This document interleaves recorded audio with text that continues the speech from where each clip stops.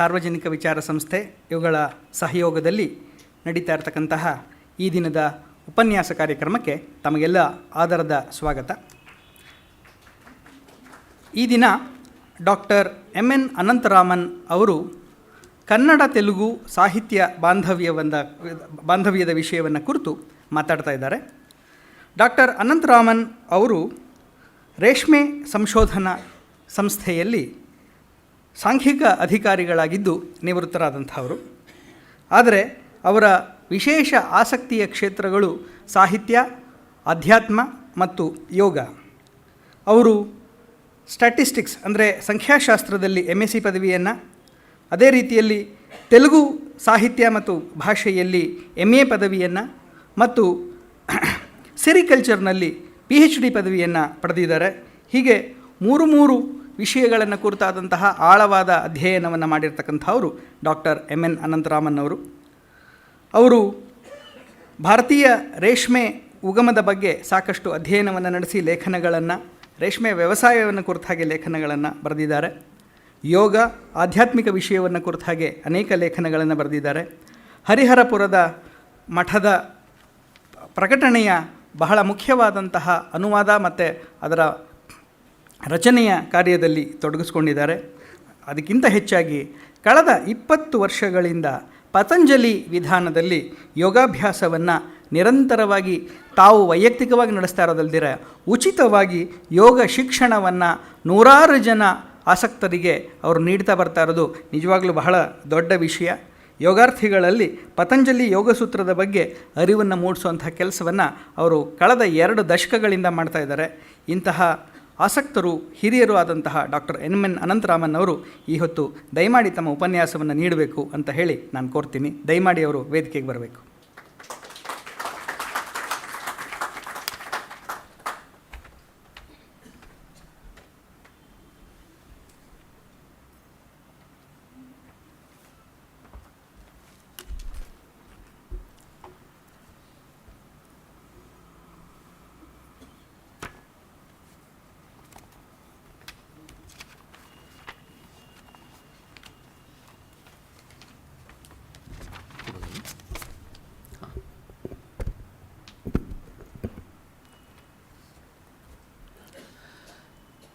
ಶ್ರೀ ಮಹಾಗಣಪತಯೇ ನಮಃ. ಶ್ರೀಶಂಕರನಾರಾಯಣು ನಾಶ್ರಿತಜನವತ್ಸಲು ನದಾತ್ಮಾದೀಶುನ್ ಶಾಶ್ವತ ಶಾರದ ಸೇವಲ ನಿಶೇಷಂ ಬನನು ಸಂಗನ್ ವೇಡಿದು ಭಕ್ತಿನ್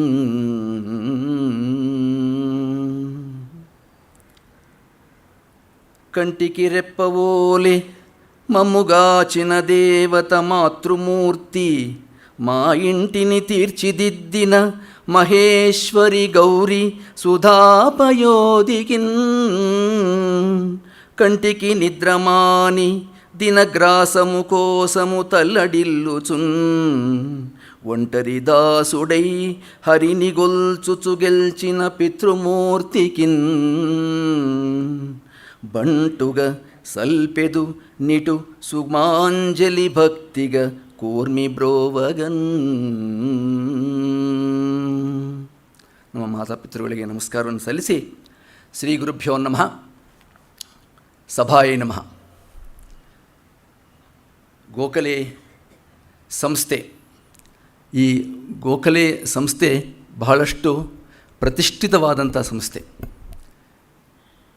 ಇದು ಒಂದು ಶಾರದಾ ಪೀಠ, ಅಲ್ಲದೆ ಸರಸ್ವತಿ ನಿಲಯ. ಈ ಸರಸ್ವತಿ ನಿಲಯದಲ್ಲಿ ಈ ವೇದಿಕೆಯಲ್ಲಿ ಅನೇಕ ಮಹನೀಯರು, ಪಂಡಿತರು, ಜ್ಞಾನಿಗಳು, ಜ್ಞಾನಪಯೋಧಿ ಅಂಥವರೆಲ್ಲ ಈ ವೇದಿಕೆಯನ್ನು ಅಲಂಕರಿಸಿ ಉಪನ್ಯಾಸಗಳನ್ನು ನೀಡುವಂಥವರು. ಈ ಸ್ಥಾನದಲ್ಲಿ ನನಗೆ ಒಂದು ಅವಕಾಶ ಕೊಟ್ಟಿದ್ದು ಭಗವಂತನ ಕೃಪೆ ಅಂತ ನಾನು ಭಾವಿಸ್ತೇನೆ, ಹಾಗೂ ಪೂರ್ವಜನ ಸುಕೃತ ಅಂತ ಭಾವಿಸಿ ಈ ಸಾಹಸವನ್ನು ನಾನಿಲ್ಲಿ ಮಾಡೋದಕ್ಕೆ ಪ್ರಯತ್ನ ಮಾಡಿದ್ದೀನಿ. ನನ್ನ ಕ್ಷೇತ್ರ ಮುಖ್ಯವಾಗಿ ವೈಜ್ಞಾನಿಕ ಕ್ಷೇತ್ರವಾಗಿತ್ತು. ಕಳೆದ 30 ವರ್ಷಗಳಿಂದ ವೈಜ್ಞಾನಿಕ ಕ್ಷೇತ್ರದಲ್ಲಿ ದುಡಿದಿರುವಂಥದ್ದು. ಈಗ ಸಾಹಿತ್ಯವನ್ನು ಸ್ವಲ್ಪ ಅಷ್ಟೋ ಇಷ್ಟೋ ನನಗೆ ಗೊತ್ತಿರುವಂಥ ಅಲ್ಪಜ್ಞಾನದಲ್ಲಿ ಈ ಪ್ರಯತ್ನವನ್ನು ಮಾಡ್ತಾಯಿದ್ದೀನಿ. ಈ ಪ್ರಯತ್ನದಲ್ಲಿ ನಾನು ಒಬ್ಬ ಅರ್ಭಕನ ಪ್ರಲಾಪ ಅಂತ ತಾವು ಭಾವಿಸಬಹುದು. ಈ ವಿಷಯಗಳನ್ನು ತಮ್ಮ ಮುಂದೆ ಇಡೋದಕ್ಕೆ ಪ್ರಯತ್ನ ಮಾಡೋದರಲ್ಲಿ ಅನೇಕ ದೋಷಗಳು ಬರ್ಬೋದು. ಗುಣದೋಷಗಳನ್ನು ತಾವು ಹಂಸಕ್ಷೀರ ನ್ಯಾಯದಲ್ಲಿ ಪರಿಹಾರ ಮಾಡ್ತಾ ಪರಿಗಣಿಸ್ತಾ ಮತ್ತು ಈ ಕೃತ್ಯದಲ್ಲಿ ನನ್ನನ್ನು ಸಫಲೀಕೃತನನ್ನು ಮಾಡಬೇಕು ಅಂತ ನಾನು ನಿಮ್ಮನ್ನೆಲ್ಲ ಕೇಳ್ಕೊಳ್ತೀನಿ. ಮುಖ್ಯವಾಗಿ ಇವತ್ತಿನ ಅಧ್ಯಯನದ ಅಥವಾ ಉಪನ್ಯಾಸದ ಒಂದು ವಿಷಯ ಅಂತಂದರೆ ಕನ್ನಡ ತೆಲುಗು ಸಾಹಿತ್ಯದ ಸಂಬಂಧಗಳು. ಈ ವಿಷಯ ತಮಗೆ ಇದೇನು ಏನು ಹೊಸದಾಯಿದೋ, ನಮಗೆಲ್ಲ ಗೊತ್ತಿರೋ ವಿಷಯ ತಾನೇ, ಇದರಲ್ಲಿ ಏನು ಹೇಳೋದಿರುತ್ತೆ ಅಂತ ತಾವೆಲ್ಲ ಅಂದ್ಕೋಬೋದು. ಇದಕ್ಕೆ ನಾನು ಸಣ್ಣ ಒಂದು ಉದಾಹರಣೆಯನ್ನು ಕೊಡ್ತೀನಿ. ಈಗ ನಾವು ಅನೇಕ ಹಾಡುಗಳನ್ನು ಕೇಳ್ತೀವಿ, ಸರಿಸುಮಾರು ಹಾಡುಗಳನ್ನು ಕೇಳ್ತಾ ಇರ್ತೀವಿ. ಹಾಡುಗಳಲ್ಲಿ ಮುಖ್ಯವಾಗಿ ಎಲ್ಲರಿಗೂ ಜ್ಞಾಪಕ ಇರೋದು ಕೇವಲ ಪಲ್ಲವಿ ಮಾತ್ರ. ಉಳಿದಂತೆ ಇನ್ನು ಅನುಪಲ್ಲವಿ ಆ ಚರಣಗಳನ್ನು ಹೆಚ್ಚು ನಾವು ಸ್ಪೃಶಿಸೋದಕ್ಕೆ ಹೋಗೋದಿಲ್ಲ. ಇವತ್ತಿನ ಈ ಉಪನ್ಯಾಸದಲ್ಲಿ ಸ್ವಲ್ಪ ಅನುಪಲ್ಲವಿ ಚರಣಗಳನ್ನು ಸ್ಪೃಶಿಸುವಂಥ ಒಂದು ಕೆಲಸವನ್ನು ಸ್ವಲ್ಪ ಮಾಡೋಣ ಅಂಥೇಳಿ ಈ ಪ್ರಯತ್ನವನ್ನು ಇಲ್ಲಿ ನಾವು ಮಾಡ್ತಾಯಿದ್ದೀವಿ ಇವತ್ತು. ನಾನು ಆಗಲೇ ಹೇಳಿದಾಗೆ ಇದರಲ್ಲಿ ಗುಣದೋಷಗಳನ್ನು ದಯವಿಟ್ಟು ತಾವು ಹಂಸಕ್ಷೀರ ನ್ಯಾಯದಲ್ಲಿ ಪರಿಹರಿಸಬೇಕು ಅಂತ ಕೇಳ್ಕೊಳ್ತೀನಿ. ಕೆಲವು ಸ್ಲೈಡ್ಸನ್ನು ನಾನು ತಯಾರು ಮಾಡಿದ್ದೇನೆ, ಅದನ್ನು ತೋರಿಸ್ತಾ ನನಗೆ ಎಕ್ಸ್ಪ್ಲೈನ್ ಮಾಡ್ತಾ ಬರ್ತೀನಿ. ಮುಂದಕ್ಕೆ ಅದು ನೋಡ್ತಾ ಬರೋಣ.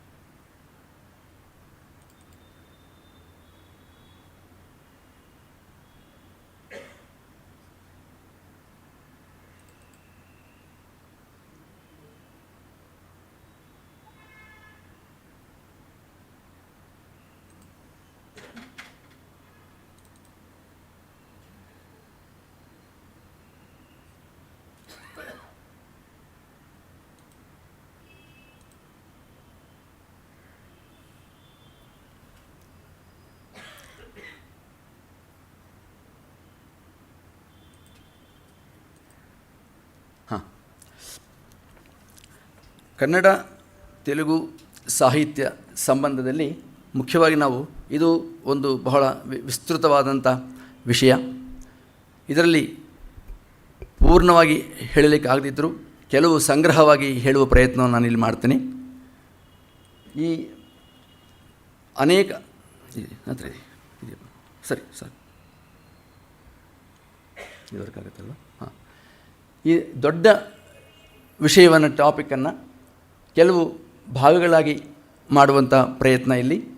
ಭಾಷೆಗಳ ಮೊದಲು ಸಂಬಂಧ ಹೇಗಿತ್ತು, ಅನಂತರ ಸಾಹಿತ್ಯದ ಉಗಮ ಹೇಗಾಯಿತು, ಇದಕ್ಕೆ ಶಾಸನಗಳ ಆಧಾರವೇನು, ಆಮೇಲೆ ಶಾಸನಸ್ಥ ಲಿಪಿ ಎಂಥದ್ದು, ಲಿಪಿಗಳ ಪರಿಣಾಮ ಅದರ ಸಂಬಂಧ ಏನು ಮತ್ತು ಭೌಗೋಳಿಕವಾದಂಥ ಸಂಬಂಧಗಳೇನು, ಈ ಭಾಷೆಗಳನ್ನು ಪೋಷಿಸಿದಂಥ ಆಗಿನ ರಾಜರ ಮನೆತನದವರು ಯಾರ್ಯಾರು, ಮತ್ತು ಸಾಹಿತ್ಯ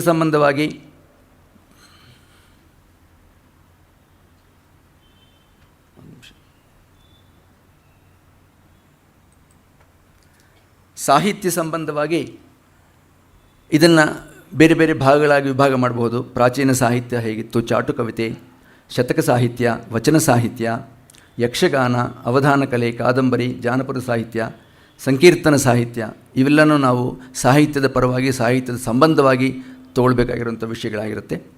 ಅನಂತರ ಚಲನಚಿತ್ರೋದ್ಯಮದಲ್ಲಿ ಈ ಸಾಹಿತ್ಯ ಸಂಬಂಧಗಳು ಹೇಗಿತ್ತು ಮತ್ತು ಸಾಮಾಜಿಕ ಸಂಬಂಧಗಳು ಹೇಗೆ ಅನ್ನೋ ವಿಷಯಗಳನ್ನು ಪೂರ್ಣವಾಗಿ ಒಂದೊಂದಾಗಿ ಪ್ರಯತ್ನ ಮಾಡ್ತಾ ಬಂದಿದ್ದೀವಿ. ಮೊದಲು ಪ್ರಾಸ್ತಾವಿಕದಲ್ಲಿ ಹೇಳಬೇಕು ಅಂದರೆ ಮುಖ್ಯವಾಗಿ ಭಾಷೆಗಳು, ತೆಲುಗು ಕನ್ನಡವನ್ನು ಮುಖ್ಯವಾಗಿ ತಿಳ್ಕೊಳ್ಳೋಣ.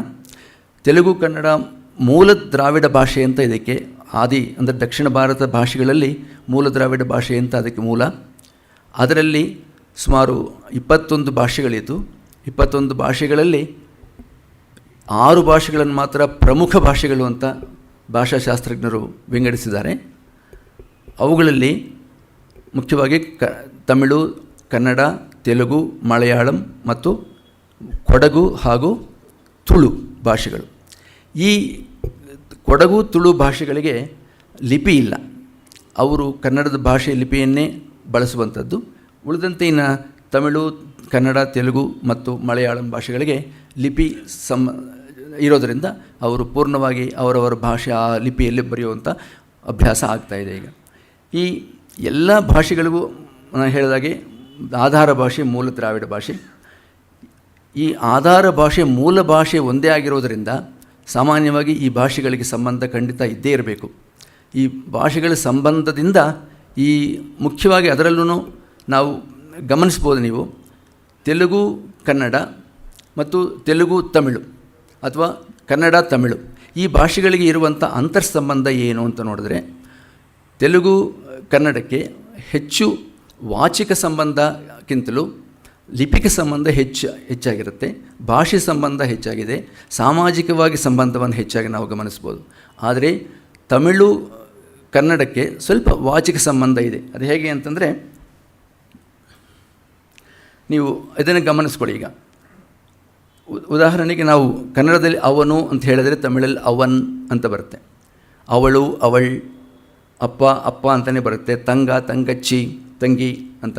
ಚಿಕ್ಕಪ್ಪ, ಚಿತ್ತಪ್ಪ, ಹೀಗೆ ಬಂದು, ಹೀಗೆ ನಮಗೆ ಕೆಲವು ಮಾತಾಡುವಲ್ಲಿ ಭಾಷೆಯಲ್ಲಿ ಮಾತಾಡುವ ಪ್ರಯತ್ನದಲ್ಲಿ ತಮಿಳಿಗೆ ಸ್ವಲ್ಪ ಹತ್ತಿರವಾಗಿ ಕಾಣಿಸುತ್ತೆ. ಆದರೆ ಲಿಪಿಯ ಸಂಬಂಧವಾಗಿ ನಮ್ಮ ಶಾತವಾಹನರ ಕಾಲದಿಂದ ವಿಜಯನಗರದ ಸಾಮ್ರಾಜ್ಯದ ಅರಸರವರೆಗೂ ಸಾಮಾನ್ಯವಾಗಿ ಒಂದೇ ಲಿಪಿ ಇತ್ತು.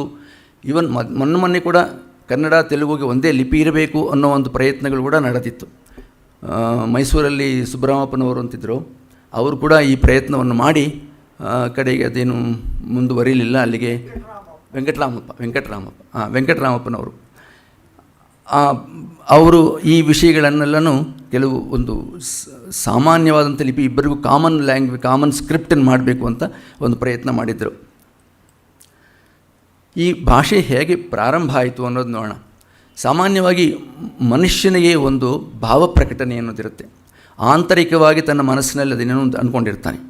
ಆ ಅಂದ್ಕೊಂಡಿರುವಂಥ ಆ ವಿಷಯಗಳನ್ನು ಅವನು ತನ್ನ ಹಾವಭಾವಗಳಿಂದ ಪ್ರಕಟಣೆ ಮಾಡ್ತಾನೆ. ಆವಾಗ ಭಾಷೆ ಏನು ಇಲ್ಲ ಅಂತ ಅಂದ್ಕೊಳ್ಳಿ. ಒಬ್ಬ ಮೂಕನಾದವನು ಹೇಗೆ ತನ್ನ ವ್ಯಕ್ತೀಕರಣವನ್ನು ಮಾಡ್ತಾನೆ, ತನ್ನ ಭಾವನೆಯನ್ನು ಹೇಗೆ ವ್ಯಕ್ತೀಕರಣ ಮಾಡ್ತಾನೆ ಅನ್ನೋದನ್ನು ಗಮನಿಸಿಕೊಂಡಾಗ ಸ್ವಪ್ರಯತ್ನದಿಂದ ಹೊರಟ ಸಂಕೇತಗಳು, ಆಮೇಲೆ ಕೆಲವು ಸಂಕೇತಗಳನ್ನು ಕೊಟ್ಟು ಸಂಕೇತಗಳ ರೂಪವೇ ಅದು ಭಾಷೆ ಅನ್ನಿಸ್ಕೊಳುತ್ತೆ. ಅದು ಅಕ್ಷರಗಳಾಗುತ್ತೆ. ಅಕ್ಷರಗಳಾದ ಮೇಲೆ ಅದು ಅಕ್ಷರಗಳ ಒಂದು ಸಮೂಹ, ಆಮೇಲೆ ಅದು ಪದ ಆಗೋದು, ಪದಗಳ ಸಮೂಹ ವಾಕ್ಯ ಆಗೋದು, ಈ ವಾಕ್ಯಗಳ ಸಮೂಹ ಕಡೆಗೆ ಅದು ಒಂದು ಸಾಹಿತ್ಯದ ರೂಪದಲ್ಲಿ ನಮಗೆ ಹೊರಗಡೆ ಬರುತ್ತೆ. ಈ ಕನ್ನಡ ತೆಲುಗು ಭಾಷೆಗಳು ಕೇವಲ ಈ ಲಿಪಿ ಆಧಾರದ ಮೇಲೆ ಅಥವಾ ಆಗಲಿ ಇವು ಸಾಹಿತ್ಯದ ಮೇಲೆ ಆಧಾರದ ಮೇಲೆ ಆಗಲಿ ನಾವು ಅದು ಯಾವಾಗಿಂದ ಪ್ರಾರಂಭವಾಯಿತು ಖಚಿತವಾಗಿ ಹೇಳೋದು ಕಷ್ಟವಾಗುತ್ತೆ. ಅದಕ್ಕೆ ಈ ಸಂಶೋಧನಾಕಾರರೆಲ್ಲ ಏನು ಮಾಡ್ತಾರೆ ಅಂತಂದರೆ, ಮೂಲವಾಗಿ ಅವರ ಒಂದು ಈ ಶಾಸನಗಳನ್ನು ಆಧಾರವಾಗಿ ಇಟ್ಟುಕೊಂಡು ಶಾಸನಗಳ ಯಾವಾಗ ಪ್ರಾರಂಭ ಆಯಿತು, ಶಾಸನಗಳನ್ನು ಯಾವ ಕಾಲದಲ್ಲಿ ಅದನ್ನು ಅವರು ಹಾಕಿದ್ರು ಅದನ್ನು ಗಮನಿಸಿಕೊಂಡು ಈ ಭಾಷೆಗಳನ್ನು ಉಗಮವನ್ನು ಸ್ವಲ್ಪ ಅಂದಾಜಿನಲ್ಲಿ ಲೆಕ್ಕ ಮಾಡ್ತಾರೆ. ಈ ಶಾಸನಗಳ ಆಧಾರವನ್ನು ನೋಡಬೇಕಾದ್ರೆ ಕನ್ನಡ ಭಾಷೆ, ನಮ್ಮ ದ್ರಾವಿಡ ಭಾಷೆಗಳಲ್ಲಿ ಕನ್ನಡ ಭಾಷೆ ಮೊಟ್ಟಮೊದಲು ತೆಲುಗುಗಿಂತಲೂ ಮೊದಲು ಬಂದಿತ್ತು. ಮೊದಲು ತಮಿಳು, ಅನಂತರ ತೆಲುಗು, ಇದು ಕನ್ನಡ, ಅನಂತರ ತಮಿಳು, ಅನಂತರ ಮಲಯಾಳಂ ಭಾಷೆ ಹೊರಗಡೆ ಬಂದಿದ್ದು ಅಂತ ಹೇಳಿ ಭಾಷಾಕಾರ ಅಂದರೆ ಸಂಶೋಧನಾಕಾರರ ಅವರು ಲಿಂಗ್ವಿಸ್ಟಿಕ್ಸ್ ಅಂತ ನೋಡಿ ಎಲ್ಲ ಸ್ಟಡಿ ಮಾಡಿ ಹೇಳಿರುವಂಥದ್ದು. ಇದರಲ್ಲಿ ಮೊದಲು ಈಗ ಕನ್ನಡದಲ್ಲಿ ಮುಖ್ಯವಾಗಿ 300 ಕ್ರಿಸ್ತಶಕ 350ರಲ್ಲಿ ತಗರ್ತಿ ಶಾಸನ, ಅನಂತರ ಚಂದ್ರಗಿರಿ ಶಾಸನ, ಅದರಲ್ಲಿ ಬ್ರಾಹ್ಮಿ ಕನ್ನಡ ನಾಗರಲಿಪಿಗಳಿದ್ದಿದ್ದು, ಇಲ್ಲಿ ಮತ್ತು ಸಂಸ್ಕೃತ ಹಳಗನ್ನಡ ಲಿಪಿಗಳ ಮಿಶ್ರಣ ಇದ್ದದ್ದು.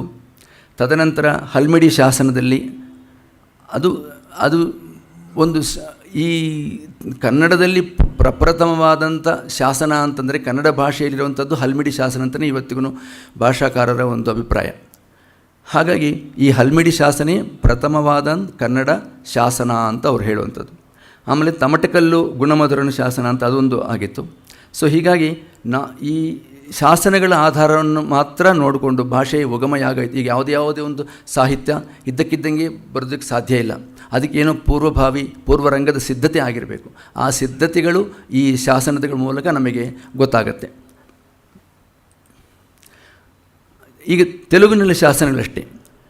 ಮೊದಲು ಇದುವರೆಗೂ ತೆಲುಗಿನಲ್ಲಿ ಅದ್ದಂಕಿ ಶಾಸನವೇ ಮೊಟ್ಟಮೊದಲನೇ ಶಾಸನ ಅಂತ ಹೇಳ್ತಿದ್ರು ಭಾಳ ಇತ್ತೀಚಿನವರೆಗೂ. ಈ ಕೆಲವು ವರ್ಷಗಳ ಹಿಂದೆ ಎರ್ರಗುಡಿಪಾಡು ಕಲಮಳ್ಳ ಶಾಸನ ಅಂತ ಕ್ರಿಸ್ತಶಕ 575ರಲ್ಲಿ ಬಂದಿದ್ದ ಶಾಸನನೇ ಈಗ ಅದು ತೆಲುಗು ಗದ್ಯದಲ್ಲಿದ್ದುವಂಥ ಉತ್ತಮವಾದ ಶಾಸನ ಅಂತ ಈಗ ಸಂಶೋಧನಾಕಾರರು ಹೇಳ್ತಿದ್ದಾರೆ.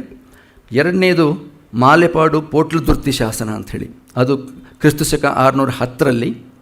ಮೂರನೇದು ಅದ್ದಂಕಿ ಶಾಸನ, ಇದು ಕೂಡ ಅಷ್ಟೇ. ನಾವು ಹಲ್ಮಿಡಿ ಶಾಸನವನ್ನು ಹೇಗೆ ಪ್ರಪ್ರಥಮ ಕನ್ನಡ ಶಾಸನ ಅಂತ ಹೇಳ್ತೀವೋ ಹಾಗೆ ಈ ತೆಲುಗಿನಲ್ಲಿ ಅದ್ದಂಕಿ ಶಾಸನವೇ ಪ್ರಪ್ರಥಮ ತೆಲುಗು ಶಾಸನ ಅಂತ ಹೇಳ್ತಿದ್ರು. ಆದರೆ ಈಗ ಎರ್ರಗುಡಿಪಾಡು ಕಲಮಳ್ಳ ಶಾಸನದಲ್ಲಿ ಗದ್ಯಗಳೆಲ್ಲ ತೆಲುಗಿನಲ್ಲಿ ಸಿಕ್ಕಿರೋದರಿಂದ ಅವರು ಅದು ಪ್ರಪ್ರಥಮ ಶಾಸನ ಅಂತ ಈಗ ಹೇಳುವ ಒಂದು ಪ್ರಯತ್ನ ನಡೀತಾ ಇದೆ. ಈಗ ಇದು ಶಾಸನಸ್ಥ ಭಾಷೆ ನೀವು ನೋಡ್ಬೋದು, ಗಮನಿಸ್ಬೋದು. ಇದರಲ್ಲಿ ಈ ಭಾಷೆಯಲ್ಲಿ ಮುಖ್ಯವಾಗಿ ನಾವು ನೋಡಬೇಕಾದ್ರೆ ಕೆಲವು ಅಕ್ಷರಗಳನ್ನು ಗಮನಿಸ್ಕೊಳ್ಳಿ. ನಾವು ಇವತ್ತೇನು ಕನ್ನಡ ಅಥವಾ ತೆಲುಗು ಲಿಪಿಯಲ್ಲಿ ನೋಡ್ತಾ ಇರ್ತೀವಿ, ಕೆಲವು ಅಕ್ಷರಗಳು ಬಹಳ ಇದರಲ್ಲಿ ಅದಕ್ಕೆ ಹೋಲುವಂಥದ್ದು ಸಿಗುತ್ತೆ.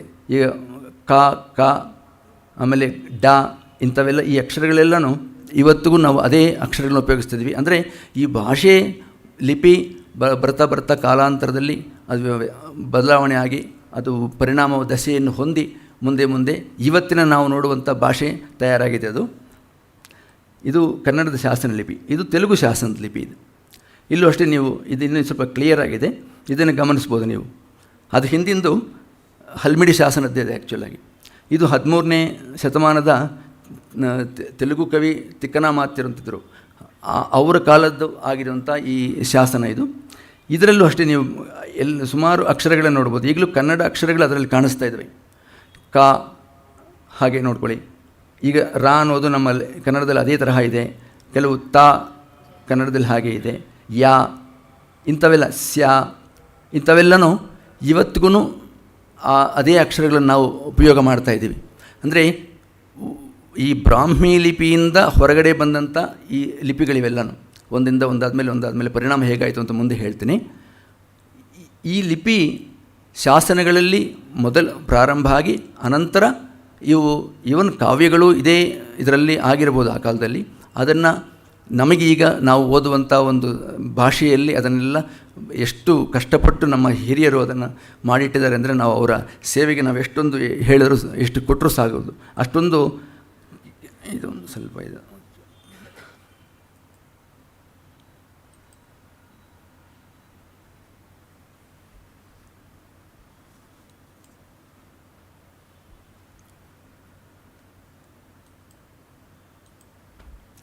ಇದು ನೋಡಿ, ಕದಂಬರ ಕಾಲದ ಕಾಯಿನ್ಸ್ ಅಂದರೆ ನಾಣ್ಯಗಳ ಮೇಲೆ ಇರುವಂಥ ಭಾಷೆ ಅದು. ಶ್ರೀಮನರಾಶಿ ಅನ್ನೋದನ್ನು ಈ 2 ಕಾಯಿನ್ಸ್ ಮೇಲೆ ಅಂತಂದರೆ 2 ನಾಣ್ಯಗಳ ಮೇಲೆ ಕೆತ್ತಿದ್ದಾರೆ. ಅಂದರೆ ಅದು ಬಹುಶಃ ಹತ್ರ ಕದಂಬರ ಲಿಪಿ, ಆ ಕಾಲದ ಕದಂಬರ ಲಿಪಿಗೆ ಹತ್ತಿರ ಇರುವಂಥ ಭಾಷೆ ಅದು. ಇದು ಅಷ್ಟೇ. ಶ್ರೀ ದೋಷರಾಶಿ, ಶ್ರೀ ಶಿಶಾಂಕ ಇವೆಲ್ಲ ಇಂಟರ್ನೆಟ್ಟಲ್ಲಿ ಅವೈಲಬಿಲಿಟಿ ಇದೆ. ಈಗ ನಾವು ಈಗ ಅಷ್ಟೊಂದು ಕೆಲಸ ಇವರು ಇಂಟರ್ನೆಟ್ಗೆಲ್ಲ ಮಾಡಿಟ್ಟಿದ್ದಾರೆ ಅಂತಂದರೆ ಇವೆಲ್ಲನಲ್ಲೂ ಇಂಟರ್ನೆಟ್ಟಲ್ಲಿ ಹಾಕಿ ಅನೇಕ ರೆಫರೆನ್ಸಸ್ಗೆ ತುಂಬ ಅನುಕೂಲ ಮಾಡಿಕೊಟ್ಟಿದ್ದಾರೆ ಇವನ್ನೆಲ್ಲನೂ. ಹೀಗೆ ಇತ್ತು ಆಗಿನ ಭಾಷೆಯ ಲಿಪಿ ಇದು. ಈಗ ನಾವು ಕಾಣ್ತಾ ಇರುವಂಥ ಹಾಲಿ ಕನ್ನಡ ಲಿಪಿ ಆಗಲಿ ಹಾಲಿ ತೆಲುಗು ಲಿಪಿ ಆಗಲಿ ಹೇಗಿದೆ ಅಂದರೆ, ಮೊದಲು ಬ್ರಾಹ್ಮಿ ಲಿಪಿ ಮೂಲ, ಅದರಿಂದ ಈ ಕಡೆ ಚಾಲುಕ್ಯ ಲಿಪಿ, ಹಾಗೆ ವೇಂಗಿ ಲಿಪಿ, ಅಲ್ಲಿ ವೇಂಗಿ ಚಾಲುಕ್ಯರ ಲಿಪಿನೇ. ಅನಂತರ ಪಶ್ಚಿಮ ಚಾಲುಕ್ಯ, ಪೂರ್ವ ಚಾಲುಕ್ಯ ಲಿಪಿಗಳು ಪ್ರಾರಂಭ ಆಯಿತು. ಅನಂತರ ಮಧ್ಯಕಾಲದಲ್ಲಿ ಸ್ವಲ್ಪ ಬದಲಾವಣೆಗಳಾಗಿ ಹಳೆಗನ್ನಡ ಲಿಪಿ, ಅನಂತರ ಹಳೆ ತೆಲುಗು ಲಿಪಿ ಆಯಿತು. ಈಗ ಪ್ರಸ್ತುತ ಇದು ಹಾಲಿ ಕನ್ನಡ ಲಿಪಿ ಹಾಗೂ ಹಾಲಿ ತೆಲುಗು ಲಿಪಿ ಆಗಿದೆ. ಇದು ನೀವು ಗಮನಿಸ್ಬೋದು. ಬ್ರಾಹ್ಮಿ ಲಿಪಿ ಮೇಲೆ ಟಾಪಲ್ಲಿದೆ. ಅದ ನಂತರ ಅದು ದೇವನಾಗರಿ, ಅದು ಬಿಡೋಣ. ತಮಿಳಿದೆ, ಕನ್ನಡ ಇದೆ, ತೆಲುಗು ಇದೆ. ಆ ಅಕ್ಷರಗಳಿಗೂ ಈ ಅಕ್ಷರಗಳಿಗೂ ಸಾಮಾನ್ಯವಾಗಿ ಹೆಚ್ಚು ಕಡಿಮೆ ಹೋಲಿಕೆಯೇ ಕಡಿಮೆ. ಅಂದರೆ over A period of time, ಅನೇಕ ವರ್ಷಗಳು ಆದಮೇಲೆ ಭಾಷೆ ಹೇಗೆ ಪರಿವರ್ತನೆ ಆಗಿದೆ, ಪರಿಣಾಮಗಳಾಗಿದೆ ಅನ್ನೋದನ್ನು ಇಲ್ಲಿ ನಾವು ಗಮನಿಸ್ಬೋದು.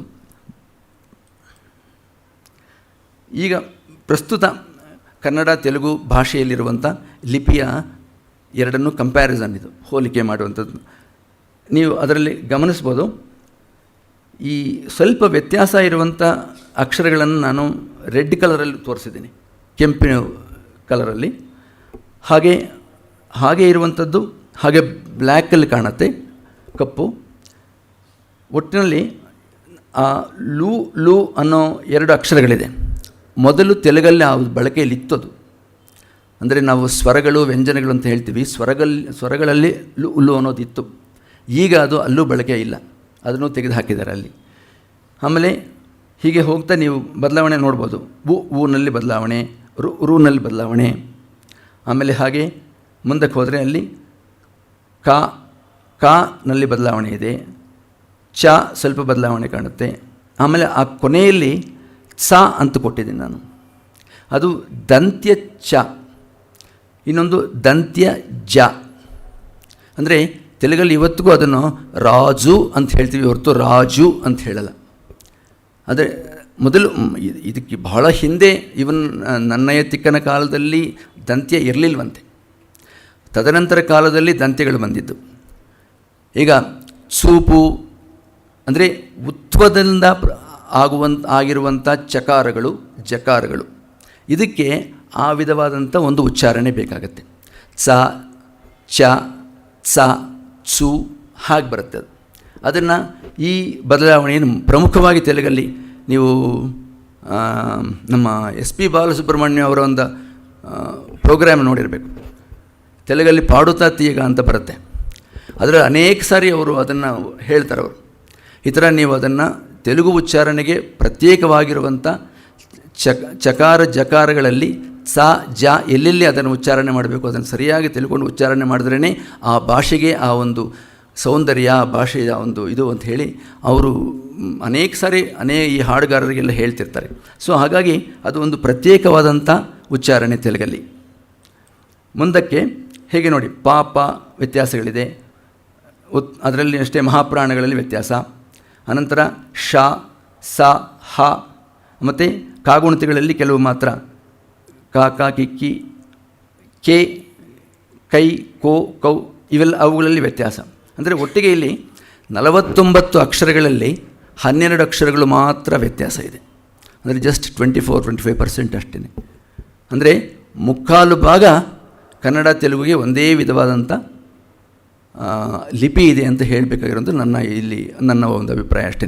ಏಕೆಂತಂದರೆ ಮುಖ್ಯವಾಗಿ ಕನ್ನಡ ಬಂದಿರೋರು ತೆಲುಗನ್ನು ಸುಲಭವಾಗಿ ಓದ್ಬೋದು, ತೆಲುಗು ಬಂದಿರೋರು ಕನ್ನಡವನ್ನು ಸುಲಭವಾಗಿ ಓದ್ಬೋದು. ಸ್ವಲ್ಪ ಅರ್ಥದಲ್ಲಿ ವ್ಯತ್ಯಾಸ ಆಗ್ಬೋದು, ಅರ್ಥ ಮಾಡ್ಕೊಳ್ಳೋದ್ರಲ್ಲಿ ಕಷ್ಟ ಆಗ್ಬೋದೇ ಹೊರತು ಅದರ್ವೈಸ್ ಈ ಎರಡು ಭಾಷೆಗಳನ್ನು ಸುಲಭವಾಗಿ ಓದೋದಂತ ಅದಕ್ಕೇನು ತೊಂದರೆ ಇಲ್ಲ. ವರ್ಗ ಈಗ ಅರ್ಕ ಹೊತ್ತು ನೋಡಿ, ನಾವು ಗಕಾರಕ್ಕೆ ಪಕ್ಕದಲ್ಲಿ ಕನ್ನಡದಲ್ಲಿ ಕೊಟ್ಟರೆ ಅಲ್ಲಿ ರಕಾರಕ್ಕೆ ಗಕಾರವನ್ನು ಕೊಡೋದು ಅಭ್ಯಾಸ ಇದೆ, ಎರಡೂ. ಈಗ ಭೌಗೋಳಿಕವಾಗಿ ಈ ಸಂಬಂಧವನ್ನು ನೋಡೋಣ. ನೃಪತುಂಗರ ಕಾಲದಲ್ಲಿ ಈ ಕಾವೇರಿಯಿಂದ ಆ ಗೋದಾವರಿ ವರಮಿರ್ದ ನಾಡದ ಕನ್ನಡದೋಳು ಅಂತ ಹೇಳಿದರು. ಅಂದರೆ ಕಾವೇರಿ ನದಿಯಿಂದ ಹಿಡಿದು ಗೋದಾವರಿ ನದಿಯ ಈ ಎರಡರೂ ಬಾರ್ಡರ್ಸಲ್ಲಿರೋ ಮಧ್ಯಭಾಗ ಕನ್ನಡ ನಾಡು. ಆ ಕಾಲದಲ್ಲಿ ಕನ್ನಡ ನಾಡು ಅಂತಂದರೆ ಇದು ಕರ್ನಾಟಾಂಧ್ರ ಅಂತಲೇ ಹೇಳಬೇಕು. ಅಂದರೆ ಕರ್ನಾಟ ಅಂತ ಇದ್ದರೂ ಸಹ ಪೂರ್ಣವಾಗಿ ಕನ್ನಡ ರಾಜರು ಆ ಒಂದು ಪ್ರದೇಶವನ್ನು ಆಳ್ತಾ ಇದ್ದರು. ಹಾಗಾಗಿ ಈ ಪ್ರದೇಶವನ್ನು ಪೂರ್ಣವಾಗಿ ಕನ್ನಡದ ಪ್ರದೇಶ ಅಂತ ಹೇಳಿದರು. ಅದರಲ್ಲಿ ಅಫ್ಕೋರ್ಸ್ ಅವರು ಕಿಸುವಳಲ, ಪುಲಿಗೆರೆಯ, ಒಪ್ಪಕ್ಕುಂ ಅಂತ ಹೇಳಿದಾರಲ್ಲ, ಅಂದರೆ ಒಕ್ಕುಂದ ಅಂತ ಹೇಳ್ತಾರಲ್ಲಿ, ಕುಂದ ಅಂತ. ಹಾಗಾಗಿ ಈ ಪುಲಿಗೆರೆ ಲಕ್ಷ್ಮೀಶ್ವರ ಅಂತ, ಕೋಪಣ ಮುಲ್ಗುಂದ ಅಂತ, ಕಿಸುವಳಲ್ ಪಟ್ಟದಕಲ್ಲು ಅಂತ, ಒಕ್ಕುಂದ ಅನ್ನೋದು ಹೊನ್ಗುಂದ ಅನ್ನೋದು ಮುಖ್ಯವಾಗಿ ದ ಕೋರ್ ಕನ್ನಡ ರೀಜಿಯನ್ ಅಂತ ಹೇಳಿ ಆಯಿತು.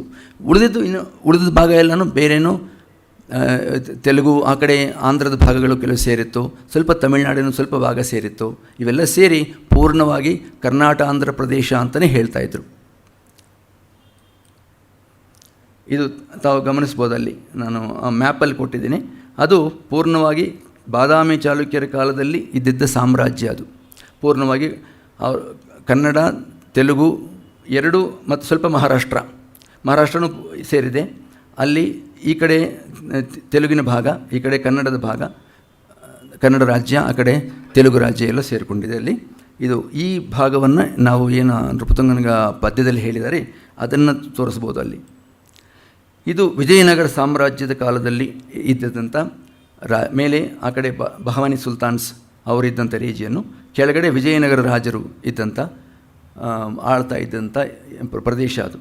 ಸೊ ಇಷ್ಟೂ ಆವಾಗ ವಿಜಯನಗರ ಕಾಲದಲ್ಲಿ ನಿಮಗೆ ಗೊತ್ತೇ ಇದೆ, ಬಹಳಷ್ಟು ಎರಡೂ ಭಾಷೆಗಳನ್ನು ಸಮವಾಗಿ ಪೋಷಣೆ ಮಾಡಿದಂಥ ಮಹನೀಯರವರು. ಈಗ ಈ ಕರ್ನಾಟಾಂಧ್ರವನ್ನು ಅದರ ಭೂಪತಿಗಳು ಯಾರ್ಯಾರು ಅಂತ, ಆವಾಗ ಎರಡೂ ಭಾಷೆಗಳಿಗೆ ಸಮವಾಗಿ ಪ್ರಾಧಾನ್ಯವನ್ನು ಕೊಟ್ಟು ಸಮವಾಗಿ ಪೋಷಿಸಿದಂಥ ಮಹಾರಾಜರು ಇವರೆಲ್ಲ. ಶಾತವಾಹನ ಕಾಲದಲ್ಲಿ ಅಂದರೆ ಕ್ರಿಸ್ತಪೂರ್ವ 230ರಿಂದ ಹಿಡಿದು ಕ್ರಿಸ್ತ ಶಕ 220ರವರೆಗೂ. ಅನಂತರ ಕದಂಬರ ಕಾಲ, ಅಲ್ಲಿ ಸಂಸ್ಕೃತ ಕನ್ನಡಕ್ಕೆ ಪೋಷಣೆ ಇತ್ತು. ಚಾಲುಕ್ಯರ ಕಾಲ, ಬಾದಾಮಿ ಚಾಲುಕ್ಯರು, ಅವರು ಸಂಸ್ಕೃತ, ಕನ್ನಡ, ತೆಲುಗು ಅಷ್ಟನ್ನು 3 ಭಾಷೆಗಳನ್ನು ಸಮವಾಗಿ ಪೋಷಿಸಿದಂಥವರು. ಚೋಳರು ಅನಂತರ ಸಂಸ್ಕೃತ, ತಮಿಳನ್ನು ಪೋಷಿಸಿದಂಥ ರಾಜರು. ರಾಷ್ಟ್ರಕೂಟರು ಕನ್ನಡ, ಸಂಸ್ಕೃತವನ್ನು. ಪೂರ್ವ ವೇಂಗಿ ಚಾಲುಕ್ಯರು ಅಂದರೆ ವೇಂಗಿ ಚಾಲುಕ್ಯರು ಅಂತ ಅವ್ರ ಹೆಸರು, ಪೂರ್ವ ಚಾಲುಕ್ಯರು ಅಂತ ಹೇಳ್ತೀವಿ. ವೇಂಗಿ ಚಾಲುಕ್ಯರು ಅವರು ಕನ್ನಡ, ತೆಲುಗು. ಪಶ್ಚಿಮ ಚಾಲುಕ್ಯರು ಕನ್ನಡವನ್ನು ಪೋಷಿಸಿದಂಥವ್ರು ಈ ಕಡೆ, ಅವರಿಗೆ ಕಲ್ಯಾಣಿ ಚಾಲುಕ್ಯರು ಅಂತ ಹೇಳ್ತೀವಿ. ಅನಂತರ ಕಾಕತೀಯರು ಪೂರ್ಣವಾಗಿ ತೆಲುಗನ್ನು ಹೆಚ್ಚಾಗಿ ಪೋಷಣೆ ಮಾಡಿದಂಥ ಅರಸರು. ಆಮೇಲೆ ವಿಜಯನಗರ ಅರಸರು, ಅವರು ಸಂಗಮ, ತುಳು, ಅರವೀಡು, ಸಾಳ್ವ ಈ ಅನೇಕ ಈ 2-3 ಮನೆತನದವರವರು. ಅವರು ಅಷ್ಟೇ ಕನ್ನಡ, ತೆಲುಗು, ಸಂಸ್ಕೃತವನ್ನು ಸಮವಾಗಿ ಪೋಷಣೆ ಮಾಡಿದಂಥ ಅರಸರು. ಅನಂತರ ಮೈಸೂರು ಒಡೆಯರದ ಕಾಲದಲ್ಲಿ ಕೂಡ ತೆಲುಗುಗೆ ಹೆಚ್ಚಿನ ಆದ್ಯತೆ ಇತ್ತು, ಹೆಚ್ಚಿನ ಪೋಷಣೆ ಅವ್ರ ಕಾಲದಲ್ಲಿ ನಡೆದಿತ್ತು. ಈಗ ಕಾವೇರಿಯಿಂದ ಗೋದಾವರಿಗೆ ಇದ್ದಂಥ ನಾಡನ್ನು ನಾವು ಕನ್ನಡ ನಾಡು ಅಂತ ಹೇಳಿದ್ರೂ, ಅಂದರೆ ಒಂದೇನಪ್ಪ ಅಂದರೆ ಅದು ಹೇಗಾಗುತ್ತೆ ಅಂತ ನಾವು ಪ್ರಶ್ನೆ ಮಾಡ್ಕೋಬೋದು. ಆಗಿನ ಕಾಲದಲ್ಲಿ ಈಗಿನಿರುವಷ್ಟು ಭಾಷಾ ಭೇದಗಳು ಹೆಚ್ಚಿರಲಿಲ್ಲ. ಭಾಷೆಯ ಅಭಿಮಾನ ಇತ್ತು. ಒಬ್ರಿಗೊಬ್ರಿಗೂ ಭಾಷೆಯ ಮೇಲೆ ಸ್ಪರ್ಧಾತ್ಮಕವಾಗಿ, ಅದು ಆರೋಗ್ಯಯುತವಾದಂಥ ಭಾವದಿಂದ ಬರಿತಾ ಇದ್ದಂಥ ಕಾಲ ಅದು. ಹಾಗಾಗಿ ಭಾಷೆ ಹೆಚ್ಚು ಬೆಳೆಯೋದಕ್ಕೆ ಅನುಕೂಲ ಆಯಿತಲ್ಲಿ. ಅಥವಾ ಮತಗಳ ಮಧ್ಯದಾಗಲಿ, ಅಥವಾ ನಮ್ಮ ಅಂದರೆ ಕೆಲವು ದೊಡ್ಡ ಲೆವೆಲ್ಸ್ ನಡೀತಾ ಇತ್ತು. ಸಾಮಾನ್ಯರ ಲೆವೆಲಲ್ಲಿ ಅವು ಶೈವ ವೈಷ್ಣವರ ಒಂದು ವ್ಯತ್ಯಾಸಗಳು, ಅವರ ವೈರುಧ್ಯಗಳು ಬಹಳಷ್ಟು ನಡೆದಿವೆ ಆ ಕಾಲದಲ್ಲಿ. ಆದರೂ ಸಹ ಈ ಭಾಷೆಯನ್ನು ಹೆಚ್ಚು ಅವರು ಈಗಿನ ಕಾಲದಷ್ಟು ಭಾಷೆಯ ಮೇಲೆ ಒಂದು ನಮಗೆ ವೈರುಧ್ಯ ಅಂತಲೇ ಹೇಳ್ಕೊಳ್ಬೋದು, ಅಥವಾ ವಿರೋಧನ ಹೇಳ್ಕೊಳ್ಬೋದು, ಅಥವಾ ಅತಿರೇಕವಾದಂಥ ಒಂದು ಅಭಿಮಾನ ಅಂತ ಹೇಳ್ಕೊಳ್ಬೋದು. ಅದನ್ನು ಆವಾಗ ಇರಲಿಲ್ಲ ಅಂತ ಚರಿತ್ರಕಾರರೆಲ್ಲ ಅಭಿಪ್ರಾಯ ಪಡ್ತಾರೆ. ಆಮೇಲೆ ಕನ್ನಡದಲ್ಲಿ ಹೆಚ್ಚು ಮೊದಲು ಪ್ರಾರಂಭದಲ್ಲಿ ಜೈನ ಮತದ ಒಂದು ಪ್ರಭಾವ ಹೆಚ್ಚಾಗಿತ್ತು. ಹಾಗಾಗಿ ಜೈನ ಸಾಹಿತ್ಯ ಹೆಚ್ಚಾಗಿ ಕನ್ನಡದಲ್ಲಿ ಬಂತು. ಅದರ ಒಂದು ಏನು ಪ್ರಭಾವ ತೆಲುಗಿನ ಮೇಲೂ ಆಗಿದೆ. ಆದರೆ ತೆಲುಗಲ್ಲಿ ನನ್ನಯ್ಯ ಭಟ್ಟಾರಕನಿಂದ ಪ್ರಾರಂಭ ಆಗಿ ಸ್ವಲ್ಪ ಅದು ವೈದಿಕ ಸಂಪ್ರದಾಯ ಕಡೆಯೇ ಹೋಗ್ತಾ ಬಂತು. ನನ್ನಯ್ಯ ಭಟ್ಟಾರಕ ಪ್ರಪ್ರಥಮ ತೆಲುಗು ಸಾಹಿತಿ ಕವಿ ಅಂಥೇಳಿ ಈಗ ಇವತ್ತಿಗೂ ಅದು ಅಕ್ಸೆಪ್ಟೆಡ್ ಫ್ಯಾಕ್ಟ್ ಅಂತ. ಈಗ ತಾವು ನೋಡ್ಬೋದು, ಈ ಕನ್ನಡ ಲಿಪಿಯಿಂದಲೇ ತೆಲುಗು ಲಿಪಿ ಹೊರಗಡೆ ಬಂದಿದ್ದು. ತೆಲುಗು ಲಿಪಿ ಪ್ರಾರಂಭ ಕನ್ನಡದ ಲಿಪಿಯೇ ಅದಕ್ಕೆ ಇವತ್ತು ನಾವು ಎರಡಕ್ಕೂ ಒಂದೇ ಕಾಮನ್ ಲೆಟರ್ಸ್ನ ಕಾಣ್ತಾ ಇದ್ದೀವಿ. ಇದರಲ್ಲಿ ಕನ್ನಡದಲ್ಲಿ ಇದ್ದಂಥ ಆದಿಕವಿ ಪಂಪ, ಆಮೇಲೆ ತೆಲುಗಿನಲ್ಲಿದ್ದ ನನ್ನಯ ಭಟ್ಟಾರಕ. ಪಂಪ ಆದಿಕವಿ ಅರಿಕೇಸರಿ ಆಸ್ಥಾನದಲ್ಲಿದ್ದಂಥವರು. ಹಾಗೆ ನಮ್ಮ ನನ್ನಯ ಭಟ್ಟಾರಕ ರಾಜರಾಜ ನರೇಂದ್ರನ ಆಸ್ಥಾನದಲ್ಲಿದ್ದವರು. ಸೊ ಅವರಿಬ್ಬರೂ ಅಲ್ಲಿನವರೇ, ಆಂಧ್ರ ದೇಶದವರೇ. ಹಾಗಾಗಿ ಪಂಪನಿಗೆ ತೆಲುಗಿನ ಸಂಪರ್ಕವೂ ಇತ್ತು, ತೆಲುಗು ಭಾಷೆ, ತೆಲುಗು ಜನಗಳ ಸಂಪರ್ಕವೂ ಇತ್ತು ಅಂಥೇಳಿ. ಮತ್ತು ಇನ್ನೂ ಒಂದು ಇತ್ತೀಚೆಗೆ ಸುಮಾರು ಹೋದ 20ನೇ ಶತಮಾನ ಅನ್ಸುತ್ತೆ, ಹೊಸೂರಲ್ಲಿ ಕೋದಂಡರಾಮಯ್ಯನವರು ಅಂತ ಒಬ್ಬರು MLA ಅವರಿದ್ದರು. ಅವರು ಒಂದು ಸಂಶೋಧನೆ ಮಾಡಿ ನನ್ನಯ ನಂಜನಗೂಡಿನವರು ಅಂತ ಒಂದು ಅಭಿಪ್ರಾಯವನ್ನು, ಅವರ ಸಂಶೋಧನಾ ಫಲಿತಾಂಶವನ್ನು ಕೊಟ್ಟಿದ್ದಾರೆ. ಅಂದರೆ ಯಾಕೆ ಅಂತಂದರೆ, ಈ ಭಟ್ಟು ಅನ್ನೋ ಪದವನ್ನು ಆಂಧ್ರ ದೇಶದಲ್ಲಿ ಯಾರೂ ಉಪಯೋಗಿಸ್ತಾ ಇಲ್ಲ. ನಮಗಿಲ್ಲಿ ಭಟ್ಟರು, ಭಟ್ಟ ಅನ್ನೋ ಪದ ಇಲ್ಲೇ ಹೆಚ್ಚಿಗಿದೆ. ಹಾಗಾಗಿ ಕನ್ನಡ ದೇಶಕ್ಕೆ ಸಂಬಂಧಪಟ್ಟವರೇ ನನ್ನಯ ಭಟ್ಟಾರಕರು. ಇವರು ಯಾವುದೋ ಕಾರಣಕ್ಕೆ ಪೂರ್ವಿಕರು ಆಂಧ್ರ ದೇಶಕ್ಕೆ ವಲಸೆ ಹೋಗಿ ಅಲ್ಲಿ ಅವರು ಸೆಟ್ಲ್ ಆಗಿರ್ಬೋದು. ಹಾಗಾಗಿ ಅವ್ರಿಗೂ ಕನ್ನಡದ ಪರಿಚಯ ಚೆನ್ನಾಗಿತ್ತು. ಹಾಗಾಗಿ ಪಂಪನ ಕಾವ್ಯಗಳನ್ನು ಓದಿರುವಂಥ ಹೆಚ್ಚು ಅವಕಾಶ ನನ್ನಯ ಭಟ್ಟಾರಕನಿಗಿತ್ತು. ಹಾಗಾಗಿ ನನ್ನಯ ಭಟ್ಟಾರಕನ ಕಾವ್ಯ ಶೈಲಿಯಲ್ಲಿ ನಮ್ಮ ಪಂಪನ ಒಂದು ಛಾಯೆಗಳು ಹೆಚ್ಚಾಗಿ ಕಾಣಿಸ್ತಾ ಇರುತ್ತೆ. ಮತ್ತು ಅವ್ರದ್ದು ಆವಾಗ ಈ ಮಾರ್ಗ ಕವಿತಾ ಅಂತ ಹೇಳಿ, ಮಾರ್ಗ ಕವಿತಾ ಅಂತಂದರೆ ಸಂಸ್ಕೃತವನ್ನು ಸೇರಿಸಿಕೊಂಡು ಸಂಸ್ಕೃತವನ್ನು ಮಿಳಿತ ಮಾಡಿರುವಂಥ ಕವಿತೆ. ಆ ಕವಿತೆಯ ಹೆಚ್ಚು ನೆರಳು, ಪ್ರಭಾವ ನನ್ನಯ ಭಟ್ಟಾರಕನ ಕವಿತೆಯಲ್ಲಿ ಕಾಣುತ್ತೆ. ಅದನ್ನು ಬಿಟ್ಟು ಮುಂದಕ್ಕೆ ಈ ಕಡೆ ಬಂದರೆ ನಾವು ಕನ್ನಡದಲ್ಲಿ ಕವಿದು ರತ್ನತ್ರಯ ಅಂತ ಹೇಳ್ತೀವಿ. ಅಂದರೆ ಪಂಪ, ಪೊನ್ನ, ರನ್ನ ಈ ಮೂರು ಕವಿಗಳು ಹೆಚ್ಚು ಕಡಿಮೆ ಒಂದೇ ಶತಮಾನದಲ್ಲಿದ್ದವರು. ಅಲ್ಲಿ ನಾವು ತೆಲುಗಿನಲ್ಲಿ ಕವಿತ್ರಯ ಅಂತ, ಅಲ್ಲಿ ನನ್ನಯ, ತಿಕ್ಕನ, ಯರ್ರಾಪ್ರಗಡ ಅಂತ ಹೇಳಿ, ತಿಕ್ಕನ ಸೋಮಯಾಜಿ ಅಂತ ಪೂರ್ಣ ಹೆಸಪಾಠ. ಹಾಗಾಗಿ ಆಂಧ್ರ ಭಾರತವನ್ನು ಈ 3 ಜನ ಸೇರಿ ಬರೆದಿದ್ದಾರೆ. ನನ್ನಯ ಭಟ್ಟಾರಕ 2 ಪರ್ವಗಳನ್ನು ಮಾಡಿದರೆ, ತಿಕ್ಕನ ಸೋಮಯಾಜಿ 15 ಪರ್ವಗಳು ಮತ್ತು ಯರ್ರಾಪ್ರಗಡ ಇನ್ನು ಅರ್ಧ ಪರ್ವವನ್ನು, ಅರಣ್ಯ ಪರ್ವದ ಶೇಷವನ್ನು ಪೂರ್ತಿ ಮಾಡಿದರು. ಸೊ ಹಾಗಾಗಿ ಅವರ ಕಾಲದಲ್ಲಿ ಅಂತರ ಹೆಚ್ಚಾಗಿದ್ದರೂ ಸಹ ಆ ಭಾರತವನ್ನು ಸಂಪೂರ್ಣ ಮಾಡಿ ಈ ದಿನಕ್ಕೂ ಆಂಧ್ರ ಭಾರತ, ನನ್ನಯ ಭಾರತ ಅಂತಂದರೆ ಅದು ಒಂದು ಸ್ಟ್ಯಾಂಡರ್ಡ್ ಅಂತ ಹೇಳಿ, ಅದೇ ಒಂದು ಇವತ್ತಿಗೂ ನಮಗೆ ಪ್ರಾಮಾಣಿಕವಾದಂಥ ಒಂದು ತೆಲುಗು ಗ್ರಂಥ.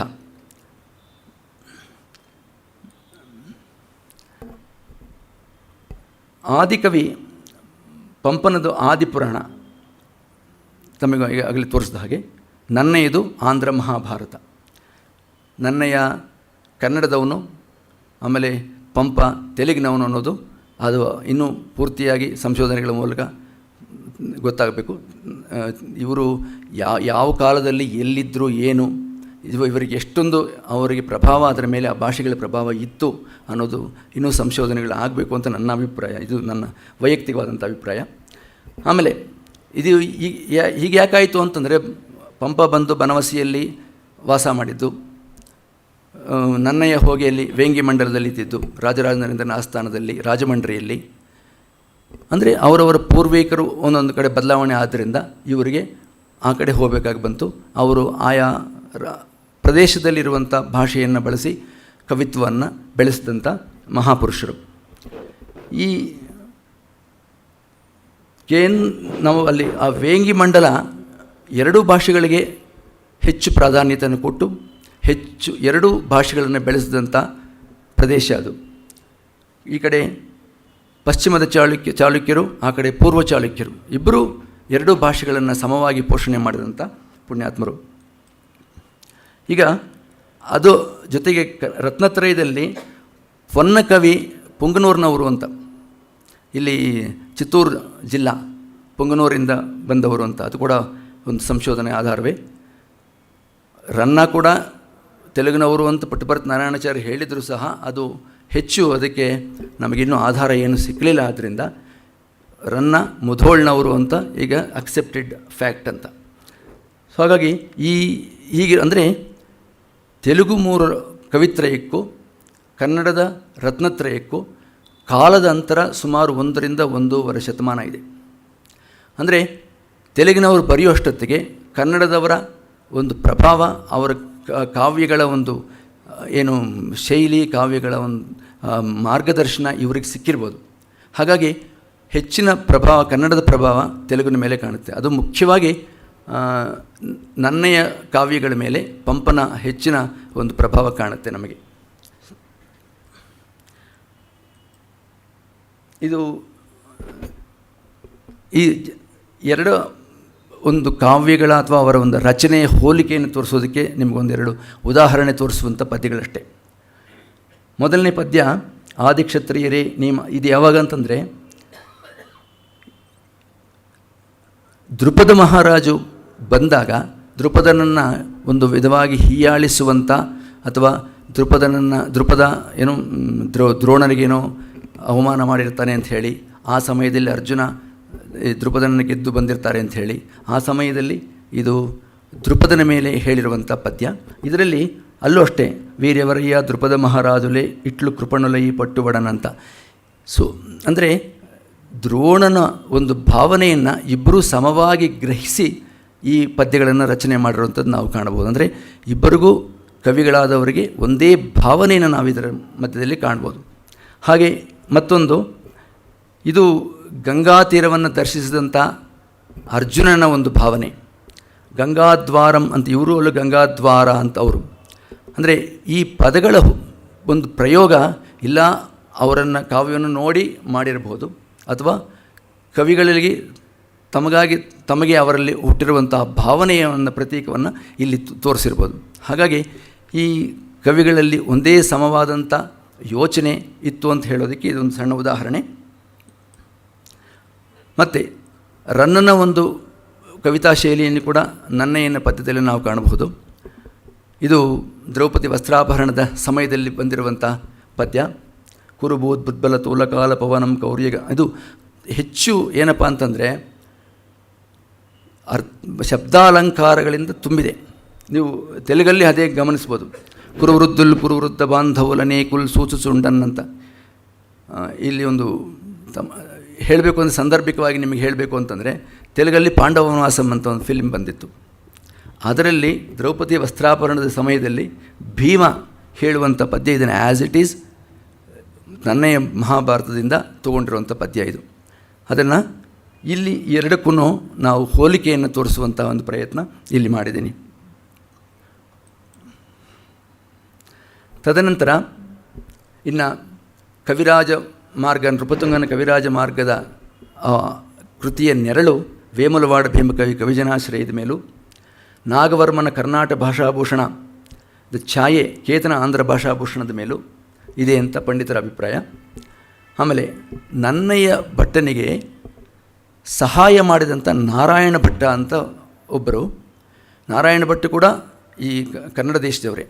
ಅವರು ಏನೋ ಕಾರಣಾಂತರಗಳಿಂದ ಅವರು ಕೂಡ ವೇಂಗಿ ಮಂಡಲಕ್ಕೆ ಹೋಗಿ ರಾಜರಾಜೇಂದ್ರನ ಆಸ್ಥಾನದಲ್ಲೇ ಅವರು ಒಂದು ಪದವಿಯನ್ನು ಅಲಂಕರಿಸಿ, ಆವಾಗ ಅವರಿಗೆ ಪಂಪನ ರಾಮಾಯಣದ ಭಾರತದ ಒಂದು ಪರಿಚಯ ಚೆನ್ನಾಗಿತ್ತು. ಪಂಪನ ಭಾರತದ ಪರಿಚಯ ಅದನ್ನು ಉಪಯೋಗಿಸಿಕೊಂಡು ನನ್ನಯ್ಯ ಭಾರತ ಬರೆಯುವಾಗ ಬಹಳಷ್ಟು ಸಹಾಯ ಮಾಡಿದ್ದಾರೆ ಅಂತ ಹೇಳಿ ನನ್ನಯ್ಯ ಸ್ವತಃ ತಾನೇ ಹೇಳ್ಕೊಂಡಿದ್ದಾನೆ. ಅವರಿಗೆ ನಾರಾಯಣ ಭಟ್ಟನಿಗೆ ಒಂದು ಶಿಲಾಶಾಸನದಲ್ಲಿ ಅವರಿಗೆ ಗ್ರಾಮವನ್ನು ದಾನ ದತ್ತು ಮಾಡುವಾಗ ಅದರಲ್ಲಿ ಒಂದು ಪದ್ಯದ ಮೂಲಕ ಇದನ್ನು ಬರೆದು, ನಾರಾಯಣ ಭಟ್ಟು ನನ್ನ ಸಹಾಧ್ಯಾಯಿ, ನನಗೆ ಸಹಾಯ ಮಾಡಿದವನು ಅಂತ ಕೂಡ ನನ್ನಯ್ಯ ಭಟ್ಟಾರಕಂದೇ ಆ ಒಂದು ಶಾಸನದ ಕೃತಿ ಅಂತ ಹೇಳಿ ಅವರು ಹೇಳಿದ್ದಾರೆ.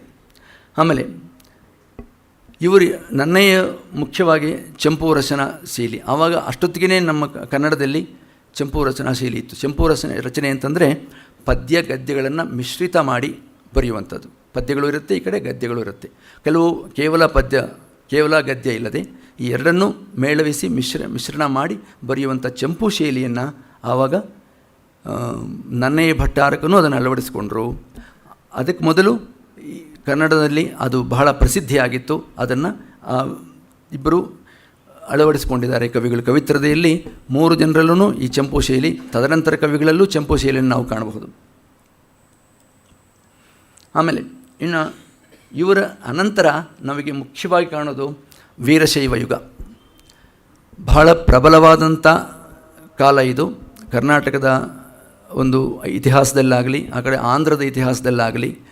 ಯಾಕೆ ಅಂತಂದರೆ ಮುಖ್ಯವಾಗಿ ವೀರಶೈವ ಸಂಪ್ರದಾಯದಲ್ಲಿ ಎಲ್ಲ ಶಿವನ ಭಕ್ತರು, ಶೈವ ಭಕ್ತರಾದ್ದರಿಂದ ಇವರಿಗೆ ಮುಖ್ಯವಾಗಿ ಆಂಧ್ರದ ದೇಶದಲ್ಲಿ ಹೆಚ್ಚು ಶೈವ ದೇವಾಲಯಗಳು, ಶೈವನ ಒಂದು ಮಠಗಳು, ವೀರಶೈವ ಮಠಗಳು ಇದ್ದುದರಿಂದ ಇವರಿಗೆ ಹೆಚ್ಚು ಅಲ್ಲಿ ಸಂಪರ್ಕ ಬೆಳೀತು. ಜೊತೆಗೆ ನಾವು ಇಲ್ಲಿ ಪಂಡಿತತ್ರಯ ಅಂತ ಹೇಳ್ತಾರೆ.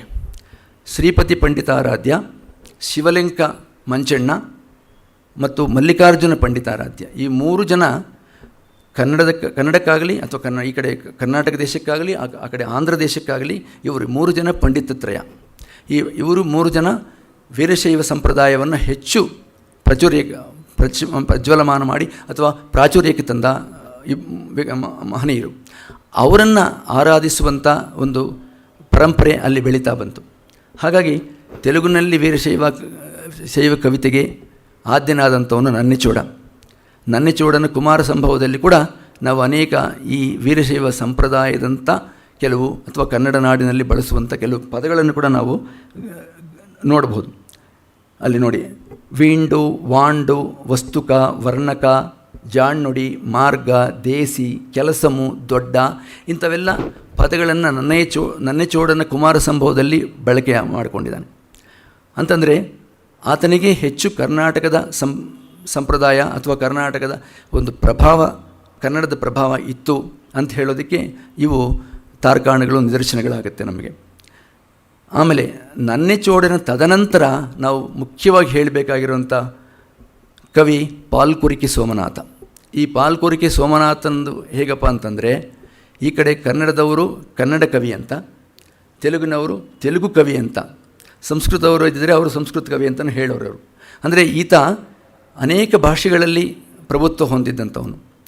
ಈ ಕಡೆ ತೆಲುಗಲ್ಲಿ ಬಸವ ಪುರಾಣ, ಪಂಡಿತಾರಾಧ್ಯ ಚರಿತ್ರ, ಅನುಭವ ಸಾರ ಇನ್ನೂ ಅನೇಕ ಇವುಗಳನ್ನು ಬರೆದಿದ್ದಾರೆ. ಕನ್ನಡದಲ್ಲಿ ಸದ್ಗುರು ರಗಳೆ, ಚನ್ನಬಸವ ರಗಳೆ, ಗಂಗೋತ್ರಿ ರಗಳೆ, ಶರಣ ಬಸವ ರಗಳೆ ಹೀಗೆ ಕಾವ್ಯಗಳನ್ನು. ಆನಂತರ ಸಂಸ್ಕೃತದಲ್ಲಿ ಕೂಡ ಸೋಮನಾಥ ಭಾಷ್ಯ, ರುದ್ರ ಭಾಷ್ಯ, ಸಂಸ್ಕೃತ ಬಸವೋದಾಹರಣ ಹೀಗೆ ಅವರಷ್ಟೇ ಬಹಳಷ್ಟು ವೀರಶೈವ ಅನುಯಾಯಿ, ಅನೇಕ ಶೈವ ಗ್ರಂಥಗಳನ್ನು ಬರೆದಿರುವಂಥ ಮಹಾಕವಿ. ಬಸವ ಪುರಾಣದ ರಾಘವಾಂಕ ಕವಿ ವಿರಚಿತವಂಥ ಅದು ಸಿದ್ಧರಾಮ ಪುರಾಣಕ್ಕೆ ಆದರ್ಶ ಅಂತಂದರೆ ಸಿದ್ಧರಾಮ ಪುರಾಣ ಎನ್ನಲಾಗಿದೆ. ಯಾರಿಗೆ? ಪಾಲ್ಕುರಿಕಿ ಸೋಮನಾಥನ ಬಸವ ಪುರಾಣಕ್ಕೆ ಸಿದ್ಧರಾಮ ಪುರಾಣ ಮೂಲ, ಅದರಿಂದ ಕೆಲವು ಗ್ರಹಿಸಿದ್ದಾರೆ ಅಂತಂದ್ಬಿಟ್ಟು. ಹಾಗೆ ಉದ್ಭಟ ಕಾವಿ ಸೋಮರಾಜ ಅಂತವನು ಕೂಡ ಪಾಲ್ಕುರಿಕಿ ಸೋಮನಾಥನನ್ನು ಹೆಚ್ಚಾಗಿ ಹೊಗಳಿ ಆತನ ನಾನು ಆದರ್ಶವಾಗಿ ತೊಗೊಂಡು ಮಾಡ್ತೇನೆ, ಅದಕ್ಕೆ ಮಹೀಜಾರಾಮನಂ ಸೋಮನಂ ಅಂತ ಅನೇಕ ಕವಿಗಳನ್ನು ಅಲ್ಲಿ ಅಷ್ಟೇ, ಹರಿದೇವಾಚಾರ್ಯ, ಆಮೇಲೆ ಪದ್ಮಕವಿ ಇವರನ್ನೆಲ್ಲ ಆತನು ಪೂರ್ವಕವಿಗಳನ್ನು ಸ್ತುತಿ ಮಾಡೋದು ಅವರ ಸಂಪ್ರದಾಯ ಆವಾಗ ಹಿಂದೆ. ಅದರಲ್ಲಿ ಪಾಲ್ಕುರಿಕಿ ಸೋಮನಾಥನನ್ನು ಹೊಗಳಿರುವಂಥದ್ದು. ಈತ ಪಾಲ್ಕುರಿಕಿ ಸೋಮನಾಥ ಕನ್ನಡದವನೇ ಅನ್ನೋದು ಅನೇಕರ ಒಂದು ಅಭಿಪ್ರಾಯ. ಅಂದರೆ ಆತ 2 ಭಾಷೆಗಳಲ್ಲಿ ಬರೆಯೋದ್ರಿಂದ ಇಬ್ಬರೂ ಹೇಳ್ಕೊಳ್ಬೋದು ನಮ್ಮ ಕವಿ ಅಂಥೇಳಿ. ಅನಂತರ ಇನ್ನು ಕೆಲವು ಮುಖ್ಯವಾಗಿ ಈ ವೀರಶೈವ ಸಮಯದಲ್ಲಿ, ವೀರಶೈವದ ಯುಗದಲ್ಲಿ ಹೆಚ್ಚು ತೆಲುಗು ಕೃತಿಗಳು ಕನ್ನಡಕ್ಕೂ, ಕನ್ನಡ ಕೃತಿಗಳು ತೆಲುಗುಗೂ ಬಂದಿದ್ದಾವೆ. ನಾವು ಸುಮಾರು ಇಲ್ಲಿ ತೆಲುಗಿನ ಬಸವ ಪುರಾಣ ದ್ವಿಪದ ಕಾವ್ಯ ಕನ್ನಡಕ್ಕೆ ಬಸವ ಪುರಾಣ ಆಗಿದೆ. ಪಾಲ್ಕುರಿಕಿ ಸೋಮನಾಥಂದೇ ಅದು ಭೀಮಕವಿ ಅನ್ನೋರು ಬರೆದಿರುವಂಥದ್ದು. ಅನಂತರ ಕನ್ನಡದ ದೀಕ್ಷಾಬೋಧ ಅನ್ನೋದನ್ನು ತೆಲುಗುಗೆ ದೀಕ್ಷಾಬೋಧ ಅಂಥೇಳಿ ಪಿಡುಪರ್ತಿ ಬಸವಣ್ಣನವರು ಮಾಡಿರುವಂಥದ್ದು. ಪ್ರಭುಲಿಂಗ ಲೀಲೆ ಇದು ಕೆಲವು ನಾನು ದೃಷ್ಟಾಂತಗಳು ಮಾತ್ರ ತಗೊಂಡಿದ್ದೀನಿ, ಪೂರ್ಣವಾಗಿ ತಗೊಳ್ಳೋದಕ್ಕೆ ಬಹಳಷ್ಟು ದೊಡ್ಡ ಪಟ್ಟಿ ಇದೆ. ಅದನ್ನು ಇಲ್ಲಿ ಸಮಯಾಭಾವದಿಂದ ಕೆಲವು ಕೊಡೋಕ್ಕಾಗಲಿಲ್ಲ. ಅನಂತರ ಪ್ರಭುಲಿಂಗ ಲೀಲೆ ಚಾಮರಸಂದು ಅದು ತೆಲುಗಿನಲ್ಲಿ ಪ್ರಭುಲಿಂಗ ಲೀಲೆ ಅಂತ ಬಿಡುಪರ್ತಿ ಬಸವಣ್ಣ ಅವರು, ಅಂದರೆ ಕನ್ನಡದ ತೆಲುಗುಗೆ, ತೆಲುಗಿಂದು ಕನ್ನಡದಕ್ಕೆ ಆಗಿರುವಂಥದ್ದು. ಹಾಗಾಗಿ ಈ ವೀರಶೈವ ಯುಗದಲ್ಲಿ ಈ ತೆಲುಗು ಕನ್ನಡದ ವಿನಿಮಯ, ಆದಾನ ಪ್ರದಾನಗಳು ಹೆಚ್ಚಾಗಿ ನಡೆದಿದೆ ಅಂತ ನಾವು ಹೇಳ್ಬೋದು. ಅನಂತರ 13ನೇ ಶತಮಾನದಲ್ಲಿ ತಿಕ್ಕನ ಸೋಮಯಾಜಿ ಅವರದು ನಿರ್ವಚನೋತ್ತರ ರಾಮಾಯಣ ಅಂತ ಒಂದಿದೆ. ಆ ನಿರ್ವಚನೋತ್ತರ ರಾಮಾಯಣವನ್ನು ಇಲ್ಲಿ ಇತ್ತೀಚೆಗೆ 20ನೇ ಶತಮಾನದಲ್ಲಿ ಶ್ರೀ ಲಂಕಾಕೃಷ್ಣಮೂರ್ತಿಯವರು ನಿರ್ಗತ್ಯೋತ್ತರ ರಾಮಾಯಣ ಅಂತ ಅದನ್ನು ಅನುವಾದ ಮಾಡಿದ್ದಾರೆ. ಈ ಲಂಕಾಕೃಷ್ಣಮೂರ್ತಿಗಳ ವಿಷಯ ಇನ್ನೊಂದು ಹೇಳಬೇಕಾಗಿದೆ. ಅವರು ಇಲ್ಲೇ ಬೆಂಗಳೂರಲ್ಲಿ ಹೈಕೋರ್ಟ್ನಲ್ಲಿ ರಿಜಿಸ್ಟ್ರಾರ್ ಆಗಿದ್ದಂಥವ್ರು. ಪದವಿ ಮಾತ್ರ ಅಲ್ಲಿ ರಿಜಿಸ್ಟ್ರಾರ್ ಪದವಿ. ಸಾಹಿತ್ಯದ ಕೃಷಿಯಲ್ಲಿ ಬಹಳಷ್ಟು ಅವರಿಗೆ ಆಸಕ್ತಿ. ಬೆಂಗಳೂರಿನಲ್ಲಿ ಕನ್ನಡದಲ್ಲಿ ಮುಖ್ಯವಾಗಿ ಅವಧಾನವನ್ನು ಪುನರುಜ್ಜೀವನ ಅಥವಾ ಅದಕ್ಕೊಂದು ಪುನರ್ಜನ್ಮ ಕೊಡಬೇಕು ಅಂತಂದರೆ ಲಂಕಾಕೃಷ್ಣಮೂರ್ತಿಗಳು ಕಾರಣ ಅಂತ ಹೇಳ್ಬೋದು. ಕನ್ನಡ ಭಾಷೆಯಲ್ಲಿ ಬೆಳ್ಳಾವಿ ನರಹರಿಶಾಸ್ತ್ರಿಗಳ ಜೊತೆ ನಿಂತೋಗಿತ್ತು ಅವಧಾನ ಕಲೆ. ಲಂಕಾಕೃಷ್ಣಮೂರ್ತಿಗಳು ಪ್ರಯತ್ನ ಮಾಡಿ ಜೋಸ್ಯಂ ಸದಾನಂದ ಶಾಸ್ತ್ರಿಗಳವರ ಕೈಯಲ್ಲಿ ಒಂದು ಅವಧಾನವನ್ನು ಮಾಡಿಸಿ, ಕನ್ನಡದಲ್ಲಿ ಮಾಡಿಸಿ, ಅನಂತರ ನಮ್ಮ ಶತಾವಧಾನಿ ಗಣೇಶ್ ಅವರನ್ನು ಪ್ರೋತ್ಸಾಹ ಮಾಡಿ ಅವರಿಗೆ ಉತ್ತೇಜನವನ್ನು ಕೊಟ್ಟು ಇವತ್ತು ಕರ್ನಾಟಕದಲ್ಲೆಲ್ಲ ಅವಧಾನ ಅಂದರೆ ಏನು ಅನ್ನೋದು ಚೆನ್ನಾಗಿ ವಿಸ್ತಾರವಾಗಿ ತಿಳಿಯುವಂತೆ ಮಾಡಿರುವಂಥ ಒಂದು ಕೀರ್ತಿ ನಮ್ಮ ಲಂಕಾಕೃಷ್ಣಮೂರ್ತಿ ಅವರಿಗೆ ಸಲ್ಲಬೇಕಾಗಿದೆ. ಹಾಗಾಗಿ ಅವರು ಕೂಡ ಈ ಕನ್ನಡದಲ್ಲಿ ಬರೆದಾರೆ. ಅದನ್ನು ನಿರ್ಗತ್ಯೋತ್ತರ ರಾಮಾಯಣವನ್ನು ಕನ್ನಡದಲ್ಲಿ ಬರೆದು, ಅಂದರೆ ತೆಲುಗು ನಿರ್ವಚನೋತ್ತರ ರಾಮಾಯಣವನ್ನು, ತಿಕ್ಕನ ಕಾವ್ಯವನ್ನು ಕನ್ನಡದಲ್ಲಿ ಮಾಡಿರುವಂಥದ್ದು. ಅನಂತರ ಬರುವ ಕಾಲ ಶ್ರೀನಾಥ ಯುಗ ತೆಲುಗಲ್ಲಿ, ಅಂದರೆ 14-15ನೇ ಶತಮಾನಗಳು. ಮತ್ತು ಅದು ಅಷ್ಟೇ, ಶ್ರೀನಾಥನಿಗೆ ಈ ಕರ್ನಾಟಕ ದೇಶದ ಪೂರ್ಣ ಒಂದು ಪಿಕ್ಚರ್, ಅಂದರೆ ಆ ಒಂದು ಪೂರ್ಣವಾದ ಆ ವಿಷಯ ಎಲ್ಲ ಅವ್ರಿಗೆ ಗೊತ್ತಿತ್ತು. ಎಲ್ಲ ಕಡೆ ಪರ್ಯಟನೆ ಮಾಡಿ ಅನೇಕ ರಾಜಸ್ಥಾನಗಳಲ್ಲಿ ಓಡಾಡಿ ಇದ್ದಂಥ ಧೀರ ಕವಿ ಅಂತ ಹೇಳಬೇಕು. ಅವರು ಕೊನೆಯಲ್ಲಿ ಹೇಳ್ತಾರೆ, ದಿವಿಜ ಕವಿವರುಲ ಗುಂಡಿಯಲ್ ದಿಗ್ಗುರನಗ ಅರಗುಚುನಾಡು ಶ್ರೀನಾಥುಡು ಅಮರಪುರಿಕಿ ಅಂತ. ಅಂದರೆ ಆ ದೇವಲೋಕದಲ್ಲಾಗಲಿ ಅಥವಾ ನಾವು ಸ್ವರ್ಗದಲ್ಲಾಗಲಿ ಇರೋ ಕವಿಗಳೆಲ್ಲಿಗೆ ಎಲ್ಲರಿಗೂ ಭಯ ಆಗೋಯ್ತಂತೆ, ಶ್ರೀನಾಥ ಇನ್ನು ಬರ್ತಾ ಇದ್ದಾನೆ, ಸತ್ತೋಗಿದ್ದಾನೆ, ಅಲ್ಲಿಗೆ ಬಂದರೆ ಏನು ಗತಿನಪ್ಪ ಅನ್ನುವಂಥ ಅಷ್ಟು ಪ್ರೌಢ ಕಾವ್ಯಗಳನ್ನು ಬರೆದಂಥ ಶ್ರೀನಾಥ ಮಹಾಕವಿ. ಆತನ ತೆಲುಗಲ್ಲಿ ಆತನು ಬರೆದಿರುವ ಅಷ್ಟು ಆತನ ಸಮಕಾಲಿಕರು ಅಷ್ಟು ಕಾವ್ಯಗಳನ್ನು ಯಾರೂ ಬರೆದಿಲ್ಲ. ಅಷ್ಟು ಹೆಚ್ಚಿನ ಕಾವ್ಯಗಳನ್ನು ಬರೆದಿರುವಂಥ ಶ್ರೀನಾಥ ಮಹಾಕವಿ. ಇದು ಒಂದು ಸಭಾರಂಜನೆಗೋಸ್ಕರ ಒಂದೆರಡು ಅವರ ಪದ್ಯಗಳನ್ನೇ ಹೇಳ್ತೇನೆ. ಪ್ರೌಢಿ ಪರಿಕಿಂಪ ಸಂಸ್ಕೃತ ಭಾಷೆಯೆಂಡ್ರು ಪಲುಕು ನುಡಿಕಾರಮು ಆಂಧ್ರ ಭಾಷೆಯೆಂದು ಎವ್ವರೇಮಂಡ್ರು ನಾಕೇಲ ಕೊರತ ನಾ ಕವಿತ್ವಂಬು ನಿಜಂಬು ಕರ್ನಾಟ ಭಾಷಾ ಅಂತಂದರು. ಅಂದರೆ ಶ್ರೀನಾಥನು ಹೇಳಿರುವಂಥದ್ದು ತನ್ನ ಕವಿತೆ ಪೂರ್ಣವಾಗಿ ಕರ್ನಾಟ ಭಾಷೆ ಅಂತ. ಕರ್ನಾಟ ಭಾಷೆ ಅಂತಂದರೆ ಕನ್ನಡ ಅಂತಲ್ಲ, ಅಲ್ಲಿ ಕರ್ನಾಟ ಭಾಷೆ ಅಂದರೆ ಆಗಿನ ಕಾಲಕ್ಕೆ ಸಂಸ್ಕೃತ ದೇಸಿ ಕವಿತೆಗಳು, ಅಂದರೆ ದೇಸಿ ಸಾಹಿತ್ಯ ಮತ್ತು ಅವೆರಡು ಮಿಳಿತವಾಗಿರುವಂಥದ್ದು. ಮಾರ್ಗ ಕವಿತಾ, ದೇಸಿ ಕವಿತಾ ಅಂತ ಎರಡು ಭಾಗಗಳಿತ್ತು. ಮಾರ್ಗ ಕವಿತಾ ಅಂದರೆ ಸಂಪೂರ್ಣವಾಗಿ ಸಂಸ್ಕೃತವನ್ನು ಆಶ್ರಯಿಸಿದ್ದು, ದೇಸಿ ಕವಿತಾ ಅಂದರೆ ಸಂಸ್ಕೃತವಲ್ಲದ ಆ ಪ್ರಾಂತೀಯ ಭಾಷೆಯನ್ನು ಆಧರಿಸಿದಂಥದ್ದು. ಇವೆರಡನ್ನು ಮಿಶ್ರಿತ ಮಾಡಿ ಬರೆಯುವಂಥ ಸಂಪ್ರದಾಯ ನನ್ನದು. ನನಗೆ ಆ ಶಕ್ತಿ ಇದೆ ಅಂತ ತಾನು ನೇರವಾಗಿ ಧೈರ್ಯವಾಗಿ ಹೇಳಿಕೊಂಡಿರುವಂಥ ಧೀರ ಕವಿ. ಹಾಗೆ ಇನ್ನೂ ಒಂದೇ, ಈ ಕರ್ನಾಟಕ ದೇಶವನ್ನು ತಾನು ಪರ್ಯಟಿಸಿ ತಾನು ಕೆಲವು ಅವಸ್ಥೆಗಳನ್ನು ಚಾಟು ಅಂದರೆ ಮುಂದೆ ಹೇಳ್ತೀನಿ ನಾನು ಚಾಟು ಪದ್ಯ ಅಂತ ಏನು ಅಂತಂದ್ಬಿಟ್ಟು ಚಾಟುವಾಗಿ ಹೇಳಿರುವಂಥದ್ದು.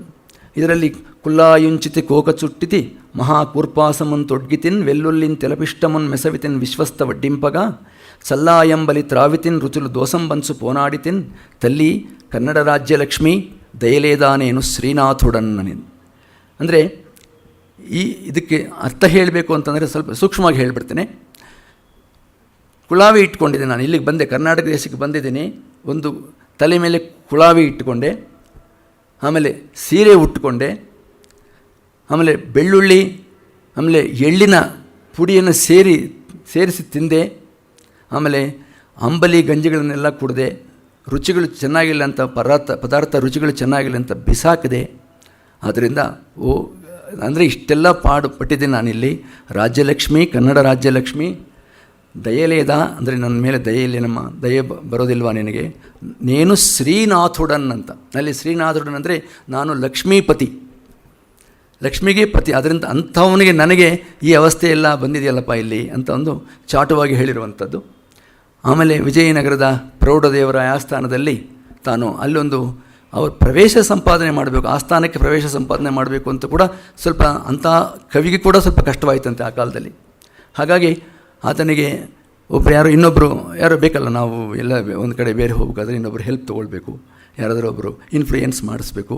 ಅಂಥ ಸಂದರ್ಭದಲ್ಲಿ ಮೊಮ್ಮಕವಿ ಅಂತ ಆತನ ಒಂದು ಸಹಾಯವನ್ನು ತಗೊಂಡು ತಾನು ಆ ರಾಜಾಶ್ರಯವನ್ನು ಪಡಿತಾನೆ. ಅಲ್ಲಿ ಅದು ಹೇಳುತ್ತಾನೆ ಕೊಡಿ, ನಾನು ಪೂರ್ತಿ ಓದ್ತಾ ಇಲ್ಲ, ಸ್ವಲ್ಪ ಮಾತ್ರ ಓದ್ತೇನೆ ಸಮಯದ ಅಭಾವಕ್ಕೋಸ್ಕರ. ಪ್ರೌಢ ದೇವೇಂದ್ರರಾಯ ಭೂಪಾಲ ವರುಣಿ ಸಮ್ಮುಖಮ್ಮನ ದಯಚೂಡು ಮುಮ್ಮಸು ಕವಿ ಅಂತ. ನನಗೊಂದು ಪ್ರವೇಶ ಮಾಡಿಸ್ಕೊಡಪ್ಪ, ನಾನು ಒಳಗಡೆ ಹೋಗಬೇಕು, ಆ ಆಸ್ಥಾನದಲ್ಲಿ ಹೋಗಿ ನನ್ನ ಕವಿತಾ ಚಮತ್ಕೃತಿಯನ್ನು ತೋರಿಸ್ಕೋಬೇಕು ಅಂತ ಹೇಳಿ ಶ್ರೀನಾಥ ಮಹಾಕವಿ ಹೇಳಿರ್ತಾನಂತೆ. ಹೀಗೆ ಸಂದರ್ಶನವನ್ನು ಪಡೆದು ಅಲ್ಲಿ ಡಿಂಡಿಮ ಕವಿ ಅಂತ, ಆ ಡಿಂಡಿಮ ಕವಿ ಇದೊಂದು ನಗಾರಿ ಇತ್ತಂತೆ. ಆ ನಗಾರಿಯನ್ನು ಹೊಡೆದು ಹಾಕಿಸಿ ಆ ರಾಜನಿಂದನೇ ಕವಿ ಸಾರ್ವಭೌಮ ಬಿರುದನ್ನು ಮತ್ತು ಕನಕಾಭಿಷೇಕವನ್ನು ಮಾಡಿಸಿಕೊಂಡಂಥ ಧೀರ ಕವಿ ಶ್ರೀನಾಥ. ಆವಾಗ ಆತನಿಗೆ ಈ ಕನ್ನಡ ದೇಶದ ಹಿಂದಿನ ಇದರಲ್ಲಿ ಕೂಡ ಕನ್ನಡ ದೇಶದಲ್ಲಿರುವಂಥ ಆ ಕದಳಿ ವನಗಳನ್ನು, ಆ ಪ್ರಾಂತಗಳನ್ನು, ಕಳಸಾಪುರವನ್ನು ಎಲ್ಲ ವರ್ಣನೆ ಮಾಡಿದ್ದಾನೆ ಆ ಪದ್ಯದಲ್ಲಿ. ಅಂದರೆ ಆತನಿಗೆ ಈ ಭೂಭಾಗದ ಅಷ್ಟು ಪರಿಚಯ ಚೆನ್ನಾಗಿದ್ದಿತ್ತು ಅಂಥದ್ದು, ಆಯಿತಾ. ಹೀಗೆ ಆಮೇಲೆ ಅದರಲ್ಲಿ ಹೇಳಿದ್ದಾನೆ, ಕೌಲವಾದಂಬು ವಿನವೇಟ್ಕ ಕಲ್ಗೆನೇನಿ ನನ್ನ ಬಿಲಿಪಿಂಪು ಆಸ್ಥಾನ ಸನ್ನಿಧಿಕಿ ಲಕ್ಷಣೋಪೇಂದ್ರ ಪ್ರೌಢರಾಯ ಕ್ಷಿತೀಂದ್ರ ಅಂತ. ಹಾಗೆ ಪಗುಲಗೊಟ್ಟಿಂಚಿತಿ ಉದ್ಭಟ ವಿವಾದ ಪ್ರೌಢಿ ಗೌಡ ಡಿಂಡಿಮ ಭಟ್ಟು ಕನ್ಸುಡಕ್ಕ ಚಂದ್ರಭೂಷ ಕ್ರಿಯಾಶಕ್ತಿ ರಾಯಲು ಎದ್ದ ಪಾದುಕೊಲ್ಪಿತಿ ಸಾರ್ವಭೌಮ ವಿರುದ್ಧ. ಅಂದರೆ ಪ್ರೌಢದೇವರಾಯರ ಆಸ್ಥಾನದಿಂದನೇ ತಾನು ಆ ಒಂದು ಏನೋ ಸಾರ್ವಭೌಮ ಬಿರುದನ್ನಾಗಲಿ ಅಥವಾ ಕನಕಾಭಿಷೇಕವನ್ನು ಆಗಲಿ ಮಾಡಿಸ್ಕೊಂಡಿದ್ದು ಅಲ್ಲಿ ಅಂತ. ಅನಂತರ ಇದು ಇನ್ನೊಂದು ಸ್ವಲ್ಪ ಈಗ ಇತ್ತೀಚೆಗೆ ನನಗೆ ಯಾವುದೊಂದು ಪುಸ್ತಕ ಸಿಕ್ತು, ಇದರಲ್ಲಿ ಮೊರಸ ರಾಜ್ಯ ಅಂತ ಅಂದರೆ ಮೊರಸ ಒಕ್ಕಲಿಗರು ಅಂತ ಒಂದು ಗ್ರೂಪ್ ಇದೆ. ಅದು ನಾವು ಇಲ್ಲಿ ಬೆಂಗಳೂರು ಪ್ರಾಂತ, ಸ್ವಲ್ಪ ಕೋಲಾರ, ಹೊಸೂರು ಇಂಥ ಪ್ರಾಂತಗಳಲ್ಲಿ ಆ ಜನಾಂಗದವರಿದ್ದಾರೆ. ಅಲ್ಲಿ ಹೋಗಿದ್ದಂತೆ ಶ್ರೀನಾಥ ಯಾವಾಗೋ ಹಿಂದಿನ ಕಾಲದಲ್ಲಿ. ಆವಾಗ ಅವ್ರ ಮೇಲೆ ಒಂದು ಚಾಟುವಾಗಿ ಹೇಳಿರುವಂಥ ಪದ್ಯ ಅಂದರೆ ಆ ಪ್ರದೇಶದಲ್ಲಿ ಹೆಚ್ಚು ರಾಗಿ ಮುದ್ದೆಯನ್ನು ಬಳಸ್ತಾರೆ. ಆ ರಾಗಿ ಮುದ್ದೆಗೆ ಸಂಕಟಿ ಅಂತ ತೆಲುಗಲ್ಲಿ ಈಗಲೂ ಹೆಸರು, ಸಂಕಟಿ ಮುದ್ದ ಅಂತ, ರಾಗಿ ಮುದ್ದೆನ ಅದನ್ನು ಕೂಡ ಈ ಪದ್ಯದಲ್ಲಿ ಇಟ್ಬಿಟ್ಟಿದ್ದಾನೆ. ವಂಕರ ಪಾಗಲುನ್ ನಡುಮು ವಂಗಿನ ಕತ್ತುಲು ಮೈಲ ಕೋಕಲುನ್ ಸಂಕಟಿ ಮುದ್ದಲುನ್ ಜನುಪ ಶಾಕಮುಲುನ್ ಬಲು ಪಚ್ಚಡಮುಲುನ್ ತೆಂಕಕು ನೋರ ಚೂಪುಲುನು ತೇಕುವ ದಪ್ಪಿನ ಏಸಬಾಸಲುನ್. ಅಂದರೆ ಅಲ್ಲಿ ಈ ಏರಿಯಾದಲ್ಲಿ ಇವತ್ತಿಗೂ ಒಳ್ಳೆ ತೆಲುಗು ಮಾತಾಡೋ ಸಂಪ್ರದಾಯ ಇಲ್ಲ. ಹಾಗಾಗಿ ಅವರ ಭಾಷೆಯೆಲ್ಲ ಸ್ವಲ್ಪ ವಂಕರೆ, ಅಂದರೆ ಸೊಟ್ಟ ಅಥವಾ ಯಾಸ ಭಾಷೆಗಳಿರುತ್ತೆ ಅಂದ್ಬಿಟ್ಟು ಅಥವಾ ವಕ್ರವಾಗಿರುತ್ತೆ ಅಂತ ಹೇಳೋದನ್ನು ಈ ಪದ್ಯದಲ್ಲಿ ನಮಗೆ ಸ್ಪಷ್ಟವಾಗಿ ಶ್ರೀನಾಥನ ಮಹಾಕವಿ ಹೇಳ್ತಾ ಇದ್ದಾನೆ. ರಂಕುಲ ಬ್ರಹ್ಮ ಈ ಮೊರಸ ರಾಜ್ಯಮನದೆಟ್ಲು ಸೃಜಿಂಚನ ಕಟ ಅಂತಂದ್ಬಿಟ್ಟು. ಅಂದರೆ ಇಂತಹ ಚಾಟು ಪದ್ಯಗಳಿಗೆ ಹೆಸರಾಂತ ಕವಿ ಶ್ರೀನಾಥ. ಅದಾದಮೇಲೆ ಈ ಶ್ರೀನಾಥನ ಯುಗದಲ್ಲಿ ಸಮಕಾಲೀನರಾಗಿದ್ದಂಥ ಬಮ್ಮೆರ ಪೋತನಾಮಾತ್ಯನ ಅದೇ ಆಂಧ್ರ ಭಾಗವತದ ವಿಷಯ ತಮಗೆಲ್ಲರಿಗೂ ಅನೇಕರಿಗೆ ಗೊತ್ತಿರುತ್ತೆ. ಕನ್ನಡ ರಾಜ್ಯದಲ್ಲಿ ಸುಮಾರು ಈ ಪೋತನನ ಭಾಗವತ ವಿಷಯ ಗೊತ್ತಿದೆ. ಇದು ಅನೇಕ ಅನುವಾದಗಳನ್ನು ಕೂಡ ಕಂಡಿದೆ ಈ ಯಾವುದು ಭಾಗವತ. ಇತ್ತೀಚೆಗೆ ಕೂಡ ಮೊನ್ನೆ ಫೆಬ್ರವರಿಯಲ್ಲಿ ಸುನಂದ ರಂಗನಾಥ ಸ್ವಾಮಿ ಅನ್ನೋರು ಕೂಡ 2 ಸಂಪುಟಗಳ ಭಾಗವತದ ಕನ್ನಡದ ಅವತರಣಿಕೆಯನ್ನು ತಂದಿದ್ದಾರೆ. ಸೊ ಹಾಗಾಗಿ ಇವತ್ತಿಗೂ ಇನ್ನು ಮುಂದೇನೂ ಈ ಭಾಗವತದ ರಚನೆ ಕನ್ನಡದಲ್ಲಿ ಅನುವಾದಗಳಾಗಲಿ ಅನುಕರಣೆಗಳಾಗಲಿ ಅಥವಾ ಅದರ ಒಂದು ಅವತರಣಿಕೆಗಳಲ್ಲಿ ಬರ್ತಾನೆ ಇರುತ್ತೆ. ಆದರೆ ಪೋತನ ಭಾಗವತ ಅಂತಂದರೆ ಸಣ್ಣ ಮಕ್ಕಳಿಗೂ ಆಂಧ್ರ ದೇಶದಲ್ಲಿ ಕೆಲವು ಪದ್ಯಗಳು ಪೋತನ ಭಾಗವತದ ಬರುತ್ತೆ. ಸೊ ಅಷ್ಟೊಂದು ಪ್ರಸಿದ್ಧವಾದಂಥ ಪೋತನ ಭಾಗವತ. ಅವುಗಳ ಛಾಯೆಗಳನ್ನು ಕೂಡ ತದನಂತರ ಕನ್ನಡ ಕವಿಗಳ ಮೇಲೆ ಇದೆ ಅಂದ್ಬಿಟ್ಟು ನಮ್ಮ ಚರಿತ್ರಕಾರರ ಅಭಿಪ್ರಾಯ. ಆಮೇಲೆ ತದನಂತರ ಕುಮಾರವ್ಯಾಸನ ಭಾರತ 10 ಪರ್ವಗಳು ಕುಮಾರವ್ಯಾಸ ಮಾಡಿದರೆ, ಇನ್ನು 8 ಪರ್ವಗಳನ್ನು ಕೃಷ್ಣದೇವರಾಯರ ಆಸ್ಥಾನದಲ್ಲಿದ್ದಂಥ ತಿಮ್ಮಣ್ಣ ಕವಿ ಅದನ್ನು ಪೂರ್ತಿ ಮಾಡಿದ. 10 1 8 18 ಪರ್ವಗಳು ಪೂರ್ತಿ ಆಯಿತು ಅಂಥೇಳಿ. ಆಮೇಲೆ ಇನ್ನೊಂದೇನಪ್ಪ ಅಂದರೆ, ಕನ್ನಡದಲ್ಲಿ ಹರಿಹರ ಕವಿ ಮತ್ತು ತೆಲುಗಿನಲ್ಲಿ ಪೋತನ, ಇವರಿಬ್ಬರು ರಾಜಾಶ್ರಯಗಳನ್ನು ನೇರವಾಗಿ ತಿರಸ್ಕಾರ ಮಾಡಿದಂಥವ್ರು. ಅನೇಕ ಕವಿಗಳು ರಾಜರ ಆಶ್ರಯದಲ್ಲಿದ್ದು ಅನೇಕ ಸವಲತ್ತುಗಳನ್ನು ಪಡೆದು ಅವರು ಜೀವನ ಶೈಲಿಗಳನ್ನು ಬದಲಾವಣೆ ಮಾಡಿಕೊಂಡು ಇದ್ದಂಥ ಕವಿಗಳಾದರೆ, ಏನೇ ದಟ್ಟ ದಾರಿದ್ರ್ಯ ಇದ್ದರೂ ಸಹ, ಗರ್ಭದಾರಿದ್ರ್ಯ ಇದ್ದರೂ ಸಹ ರಾಜರ ಆಶ್ರಯವನ್ನು ಹೊಕ್ಕದೆ ಸ್ವತಂತ್ರವಾಗಿ ರಚನೆಗಳನ್ನು ಮಾಡಿ ಭಗವಂತನ ಹೆಸರಿಗೆ ಅಂಕಿತ ಮಾಡಿದಂಥ ಇಬ್ಬರು ಈ ಧೀರ ಕವಿಗಳನ್ನು ಕೂಡ ನಾವು ಇದರಲ್ಲಿ ಗಮನಿಸ್ಬೋದು. ಅನಂತರ 16ನೇ ಶತಮಾನ ಪ್ರಬಂಧ ಯುಗ, ಕೃಷ್ಣರಾಯರ ಕಾಲ. ಕೃಷ್ಣರಾಯರ ಕಾಲದಲ್ಲಿ ಇನ್ನು ಕನ್ನಡ ತೆಲುಗು ಎರಡೂ ಭಾಷೆಗಳಿಗೆ ಸಮವಾದಂಥ ಪ್ರೋತ್ಸಾಹ, ಸಮವಾದಂಥ ಪೋಷಣೆ, ಮನ್ನಣೆ ಸಿಕ್ಕಿದಂಥ ಕಾಲ ಅದು. ರಾಯರ ಆಮುಕ್ತಮಾಲ್ಯದಲ್ಲಿ, ರಾಯರ ಸ್ವತಃ ಕನ್ನಡದವರು, ಕನ್ನಡದ ಛಾಯೆಗಳು ರಾಯರ ಆಮುಕ್ತಮಾಲ್ಯದ ಮೇಲೆ ಇರುವಂಥದ್ದು. ಅನಂತರ ರಾಯರೇ ಪ್ರೋತ್ಸಾಹ ಮಾಡಿ, ನಾನಾಗಲೇ ಹೇಳಿದಾಗೆ ತಿಮ್ಮಣ್ಣ ಕವಿಗಳು 8 ಪರ್ವಗಳನ್ನು, ಕುಮಾರವ್ಯಾಸರು ಬಿಟ್ಟಂಥ 8 ಪರ್ವಗಳನ್ನು ಕನ್ನಡದಲ್ಲಿ ಮಾಡಿರೋಂಥದ್ದು ಭಾರತದ್ದು. ಅನಂತರ ಅಷ್ಟದಿಗ್ಗಜ ಕವಿಗಳ ಅಲಸಾನಿ ಪೆದ್ದನ ಅವರ ಒಂದು ಕವಿತೆಯಲ್ಲಿ ಕೂಡ ಈ ಮಲ್ಲಿಕಾರ್ಜುನನ ಸೂಕ್ತಿ ಸುಧಾರಣವಾದ ಒಂದು ಛಾಯೆ, ಅಂದರೆ ನಿರುಪಹತಿ ಸ್ಥಳಂ ಮೃದುತರಾಸನಂ ಒಳ್ಳುಣಿಸು ಇಂಪುದಂಬುಲಂ ಅಂತ. ಅಂದರೆ ಅಲ್ಲಿ ಏಕಾಂತ ಸ್ಥಳ ಇರಬೇಕು. ಕವಿತ್ವ ರಚನೆ ಮಾಡಬೇಕಾದಂದರೆ ನಮಗೆ ಏಕಾಂತವಾದಂಥ ಸ್ಥಳ ಇರಬೇಕು. ಇನ್ನೂ ಅವರೆಲ್ಲ ಕೆಲವು ಕಂಡೀಷನ್ಸ್ ಎಲ್ಲ ಹಾಕ್ಕೊಂಡಿದ್ದಾರೆ. ಅವೆಲ್ಲ ಹೆಚ್ಚಿಗೆ ನಾವು ಇಲ್ಲಿ ಪ್ರಸ್ತಾವನೆ ಮಾಡೋದು ಅಪ್ರಸ್ತುತವಾಗುತ್ತೆ. ಹಾಗಾಗಿ ಅವುಗಳನ್ನು, ಅದೇ ನಿರುಪಹತಿ ಸ್ಥಳಂ, ಅದೇ ಪದವನ್ನು ಪೆದ್ದನ ಮಾತ್ಯ ಅದನ್ನು ಉಪಯೋಗಿಸಿಕೊಂಡಿರುವಂಥದ್ದು. ಇದು ಕೂಡ ಈ ಎರಡೂ ಭಾಷೆಗಳಿಗಿರುವಂಥ ಬಾಂಧವ್ಯವನ್ನು ಸೂಚಿಸುತ್ತೆ. ಆಮೇಲೆ ದೂರ್ಜಟಿ ಕಾಳಹಸ್ತಿ ಮಹಾತ್ಮ, ಅದು ಬಸವ ಪುರಾಣದ ಈ ಕಣ್ಣಪ್ಪ, ಬೇಡರ ಕಣ್ಣಪ್ಪನ ಒಂದು ಕಥೆಯ ಆಧಾರಿತ ಅಂಥೇಳಿ. ಹಾಗೆ ತೆನಾಲಿ ರಾಮಕೃಷ್ಣ ಉದ್ಭಟಾರಾಧ್ಯ ಚರಿತ್ರೆಯಲ್ಲಿ ಅದೇ ಬಸವ ಪುರಾಣದ ಉದ್ಭಟನ ಒಂದು ಚರಿತ್ರೆ ಅದಕ್ಕೆ ಆಧಾರ ಅಂತ ಎಲ್ಲ ಈ ಕಾವ್ಯಲೋಕದಲ್ಲಿ ತಿಳಿದಿರುವಂಥ ವಿಷಯ. ತದನಂತರ ಅಲ್ಲಿ ನಂದಿತಿಮ್ಮನ ಅಂತಿದ್ದರು, ಪಾರಿಜಾತಾಪಹರಣ ಕರ್ತ. ಈ ನಂದಿತಿಮ್ಮನ ಕೂಡ ಇಲ್ಲಿ ಚಿಕ್ಕಬಳ್ಳಾಪುರದ ಬಳಿ ಇರುವಂಥ ನಂದಿ ಗ್ರಾಮಕ್ಕೆ ಸೇರಿದವರು ಅನ್ನೋದು ಕೂಡ ಒಂದು ಸಂಶೋಧನೆ ಹೇಳುತ್ತೆ. ಹಾಗಾಗಿ ಅವರ ಪಾರಿಜಾತಾಪಹರಣಕ್ಕೆ ಸ್ವಲ್ಪ ಮೂಲವ ತಗೊಂಡಂಥದ್ದು ರುದ್ರಭಟ್ಟನ ಜಗನ್ನಾಥ ವಿಜಯದಲ್ಲಿ. ರುದ್ರಭಟ್ಟನ ಕನ್ನಡ ಕಾವ್ಯ ಅದು ಜಗನ್ನಾಥ ವಿಜಯ. ಅದರಿಂದ ಪಾರಿಜಾತಾಪಹರಣದ ನಂದಿತಿಮ್ಮನಿಗೆ ಸ್ವಲ್ಪ ನೆರಳು ಸಿಕ್ಕಿದೆ. ಅದರ ಒಂದು ಕಾವ್ಯದ ಶೈಲಿ ಆತನು ತಗೊಂಡಿದ್ದಾನೆ, ಕೆಲವು ವಿಷಯಗಳನ್ನು ಅದರಂತೆ ಅನುಕರಿಸಿದ್ದಾನೆ ಅನ್ನೋದು ಸಂಶೋಧಕರ ಅಭಿಪ್ರಾಯ. ತದನಂತರ ಇನ್ನೂ ಅನೇಕ ಕವಿಗಳು ತೆಲುಗಿಂದ ಕನ್ನಡಕ್ಕೆ ಸುಮಾರು ಒಂದು ಪಟ್ಟಿ ಮಾಡಿದ್ರೆ ಒಂದು 20ರಿಂದ 25 ಜನ ಬರ್ತಾರೆ. ಅವರ ಅಲ್ಲಿ ಹೆಚ್ಚಿನ ತೆಲುಗು ಕಾವ್ಯಗಳನ್ನು ಬರೆದಿರುವಂಥ ಕನ್ನಡದ ಕವಿಗಳು ಸುಮಾರು ಜನ ಇದ್ದಾರೆ. ಹೇಳಬೇಕಾದ್ರೆ ಅಲ್ಲಿ ಚಿಕ್ಕದೇವರಾಯ, ಕಂಠೀರವರಾಜ, ಈತನು ಮೂಕರಸ ಅಂತೆ, ಮಾತಾಡೋದಕ್ಕೆ ಬರಲ್ಲ, ಕಿವಿ ಕೇಳಲ್ಲ, ಆದರೂ ಸಹ ಅನೇಕ ಕಾವ್ಯಗಳನ್ನು ಬರೆದಿರುವಂಥ ಪುಣ್ಯಾತ್ಮ. ಆಮೇಲೆ ಪೆದಕೆಂಪರಾಯ, ಆತ ಯಲಹಂಕದಲ್ಲಿದ್ದವನು. ಈ ಪೆದಕೆಂಪರಾಯನೇ ಅವರ ಮುಂದಿನ ಸಂತತಿಯೇ ಬೆಂಗಳೂರು ನಿರ್ಮಾತ ಕೆಂಪೇಗೌಡ ಅಂತ ಹೇಳಿದರು. ಕೆಂಪೇಗೌಡರು ಕೂಡ ಒಂದು ಯಕ್ಷಗಾನವನ್ನು ಸ್ವತಃ ತೆಲುಗಲ್ಲಿ ಬರೆದಿದ್ದಾರೆ, ಬೆಂಗಳೂರು ನಿರ್ಮಾತ ಕೆಂಪೇಗೌಡ. ಆಮೇಲೆ ಗಿರಿಯಪ್ಪ ಕವಿ, ನಂಜರಾಜ ಮುಂತಾದವರು ಅನೇಕ ತೆಲುಗು ಕಾವ್ಯಗಳನ್ನು ಬರೆದಿದ್ದಾರೆ. ಇವರೆಲ್ಲ ಕನ್ನಡ ನಾಡಿನವರೇ. ಆಮೇಲೆ ಅದು ಹೇಳಿದನಲ್ಲ, ಬೆಂಗಳೂರು ನಿರ್ಮಾಪಕ ಕೆಂಪೇಗೌಡ ಅಂದರೆ 1513-69 ಗಂಗಾಗೌರಿ ವಿಲಾಸ ಎಂಬ ಪ್ರಥಮ ಯಕ್ಷಗಾನ ಬರೆದಾರಂತೆ. ಅದು ಹಲಸೂರಿನ ಸೋಮೇಶ್ವರನಿಗೆ ಅಂಕಿತ ಮಾಡಿದ್ದಾರೆ. ಸೊ ಹಾಗಾಗಿ ಇಲ್ಲಿನ ಈ ಪ್ರಾಂತದಲ್ಲಿರುವಂಥವರು ಕೂಡ ತೆಲುಗು ಭಾಷೆಯಲ್ಲಿ ಕಾವ್ಯಗಳನ್ನು ರಚನೆ ಮಾಡಿರುವಂಥವ್ರು. ಅನಂತರ ಶ್ರೀನಿವಾಸಪುರದ ಬೈರಗಾನಹಳ್ಳಿ ಅಂತಂದರೆ ಅದನ್ನು ಸಾಧುಪಲ್ಲಿ ಅಂತ ಕೂಡ ಹೇಳ್ತಾರಂತೆ.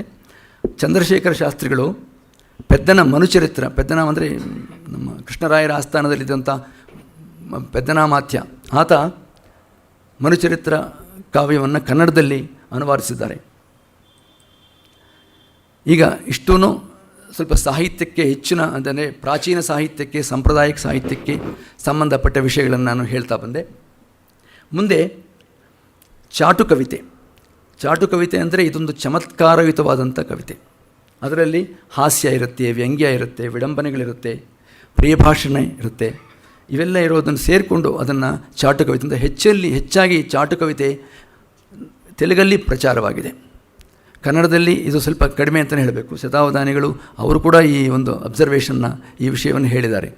ಚಾಟು ಕವಿತೆ ಇನ್ನೂ ಕನ್ನಡದಲ್ಲಿ ಹೆಚ್ಚಿಗೆ ಪ್ರಸಿದ್ಧಿಗೆ ಬರಬೇಕು ಅಂತ ಹೇಳಿ 1966ರಲ್ಲಿ ಮೈಸೂರಿನ ವೆಂಕಟರಾಮಪ್ಪನವರು ಅವರು ಒಂದು ಪುಸ್ತಕ ಮಾಡಿದ್ದಾರೆ ಚಾಟು ಕವಿತೆ ಬಗ್ಗೆ ಕನ್ನಡದಲ್ಲಿ. ಅದು ಬಿಟ್ಟರೆ ಇತ್ತೀಚೆಗೆ 2011ರಲ್ಲಿ ಶತಾವಧಾನಿಗಳ ಒಂದು ಲೇಖನ ಚಾಟು ಕವಿತೆ ಮೇಲೆ ಬಂದಿದೆ. ಅಷ್ಟು ಬಿಟ್ಟರೆ ನಮಗೆ ಹೆಚ್ಚಿನ ಸಾಮಗ್ರಿ ಕನ್ನಡದಲ್ಲಿ ಚಾಟು ಕವಿತೆಗಳ ಬಗ್ಗೆ ಇಲ್ಲ.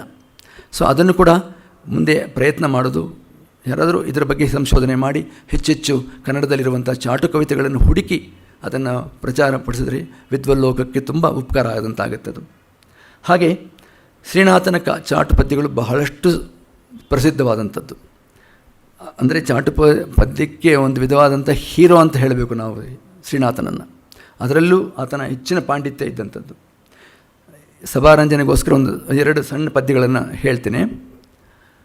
ಇದೊಂದು ಚಾಟು ಕವಿತೆನೇ. ಚಾಟು ಕವಿತೆ ಅಂದರೆ ಒಂದು ಹಾಸ್ಯ ಕವಿತೆ ಮತ್ತು ಬಹಳ ಅರ್ಥಗರ್ಭಿತವಾದಂಥ ಕವಿತೆನೇ.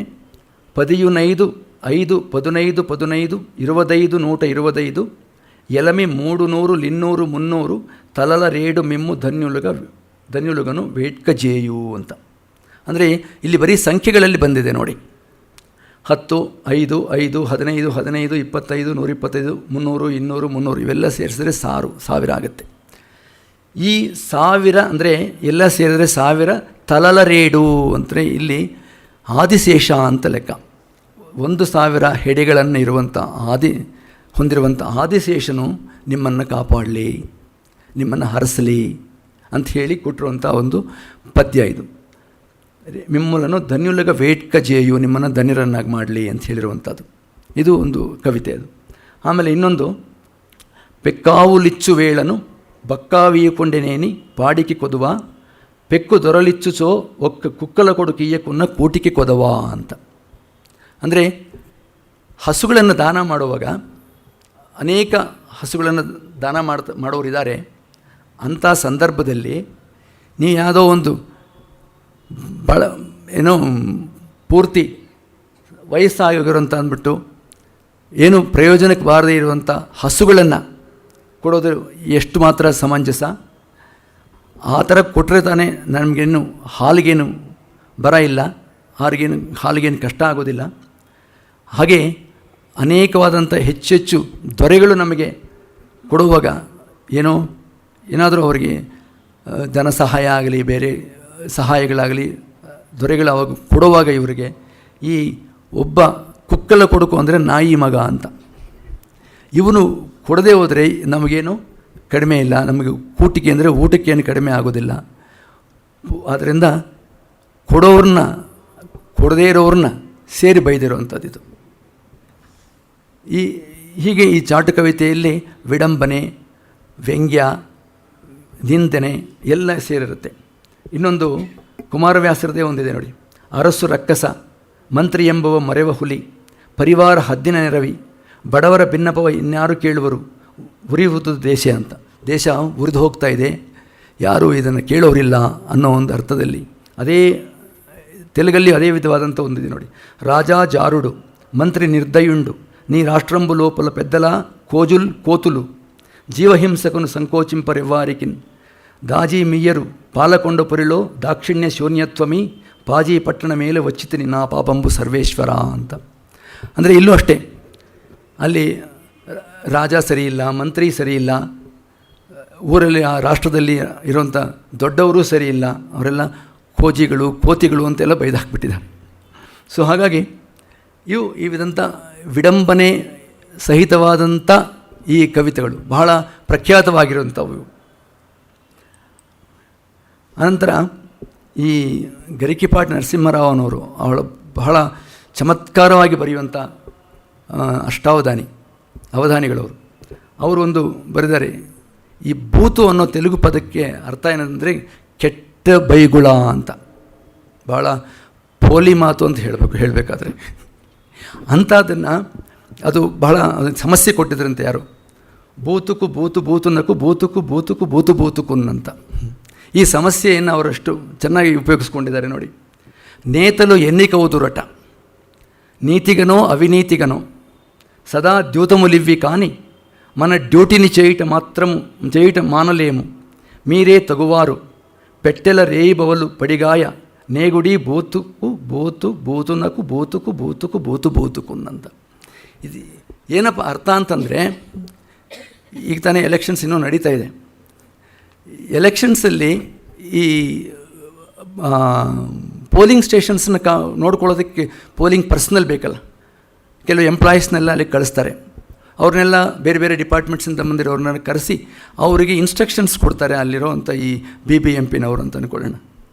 ಅವ್ರು ಹೇಳ್ತಾರೆ, ನೋಡಿ ನಾಯಕರೆಲ್ಲ ಆಯ್ಕೆ ಆಗ್ತಾಯಿದ್ದಾರೆ, ಅವ್ರು ಹೇಗೆ ಆಗ್ತಾಯಿದ್ದಾರೋ, ನೀತಿಯಿಂದ ಆಗ್ತಾರೋ ಅವಿನೀತಿಯಿಂದ ಆಗ್ತಾರೋ ಅದು ನಮಗೆ ಬೇಕಾಗಿಲ್ಲ, ಆದರೆ ಈ ಡ್ಯೂಟಿ ಮಾತ್ರ ನಾವು ಮಾಡದೆ ತಪ್ಪೋದಿಲ್ಲ, ನಮಗೆ ಆ ಡ್ಯೂಟಿನ ಮಾಡಲೇಬೇಕಾಗತ್ತೆ.